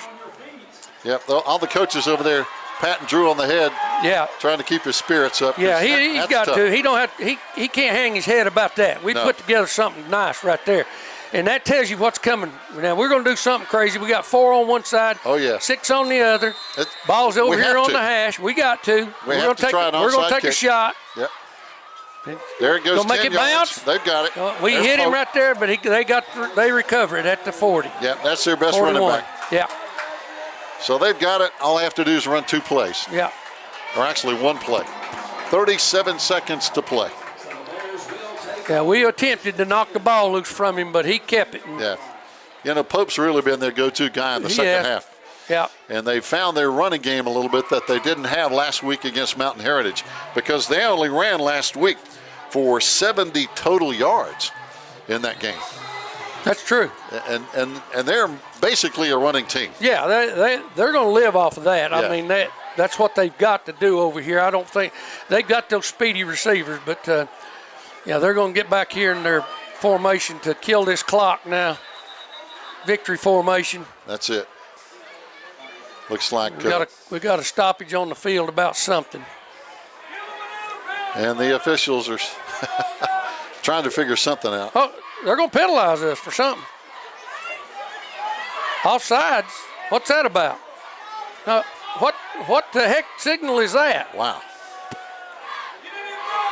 I don't know what in the heck it was. The one official just touched the top of his head, and that was it. And they marked off a penalty.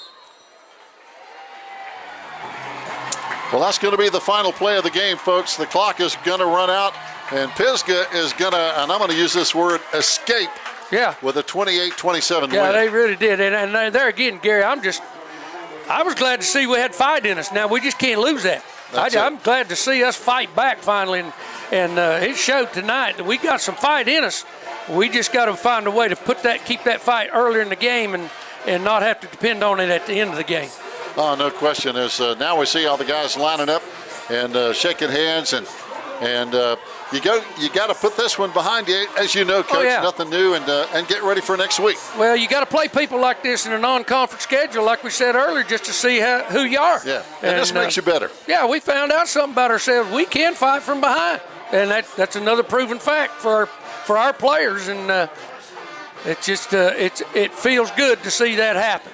Well, you're looking at a 4A school in Pisgah and a 2A school in our Maroon Devils. So, right. You know, you're obviously, again, you're playing up just like Franklin next week, same kind of a situation. Right. So I think playing bigger opponents makes your team better. Oh, it does. There's no doubt, and you got to take them on. And that non-conference schedule can be grueling. And I'm just, like I said, I'm just glad to see that we had the fight in us to battle back in this thing. Yeah, and Coach, as you mentioned earlier, and it's so true, it's really hard to get non-conference games. It is. It's almost impossible. And if you don't believe me, you can talk to Coach Holt at any time. It was one of the hardest things. I would start at the end of the season trying to schedule next year's games, and it's just difficult. The schedules don't align.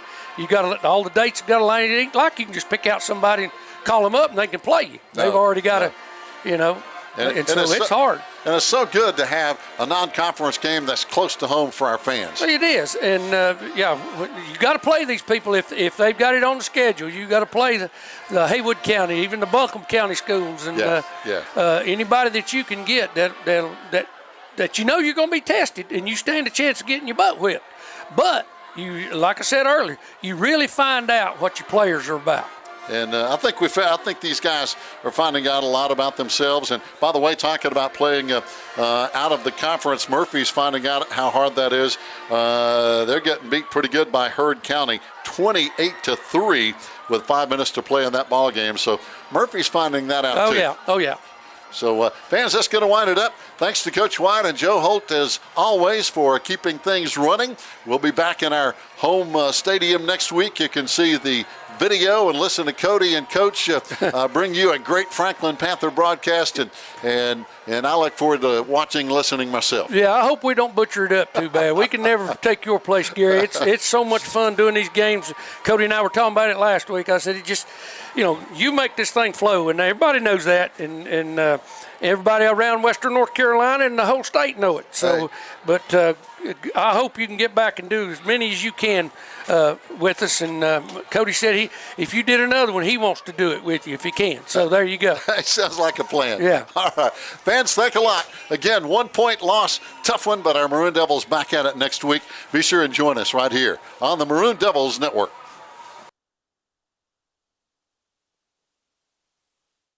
Join today. By becoming a member of MDN Live, you will have access to all live broadcasts of Maroon Devils athletics for the low price of $5.99 per month. That means you will be able to watch varsity volleyball, men's soccer, and varsity football for an entire month. If you allow your subscription to continue throughout the year, you will be able to watch varsity men's and women's basketball, wrestling, women's soccer, softball, and baseball.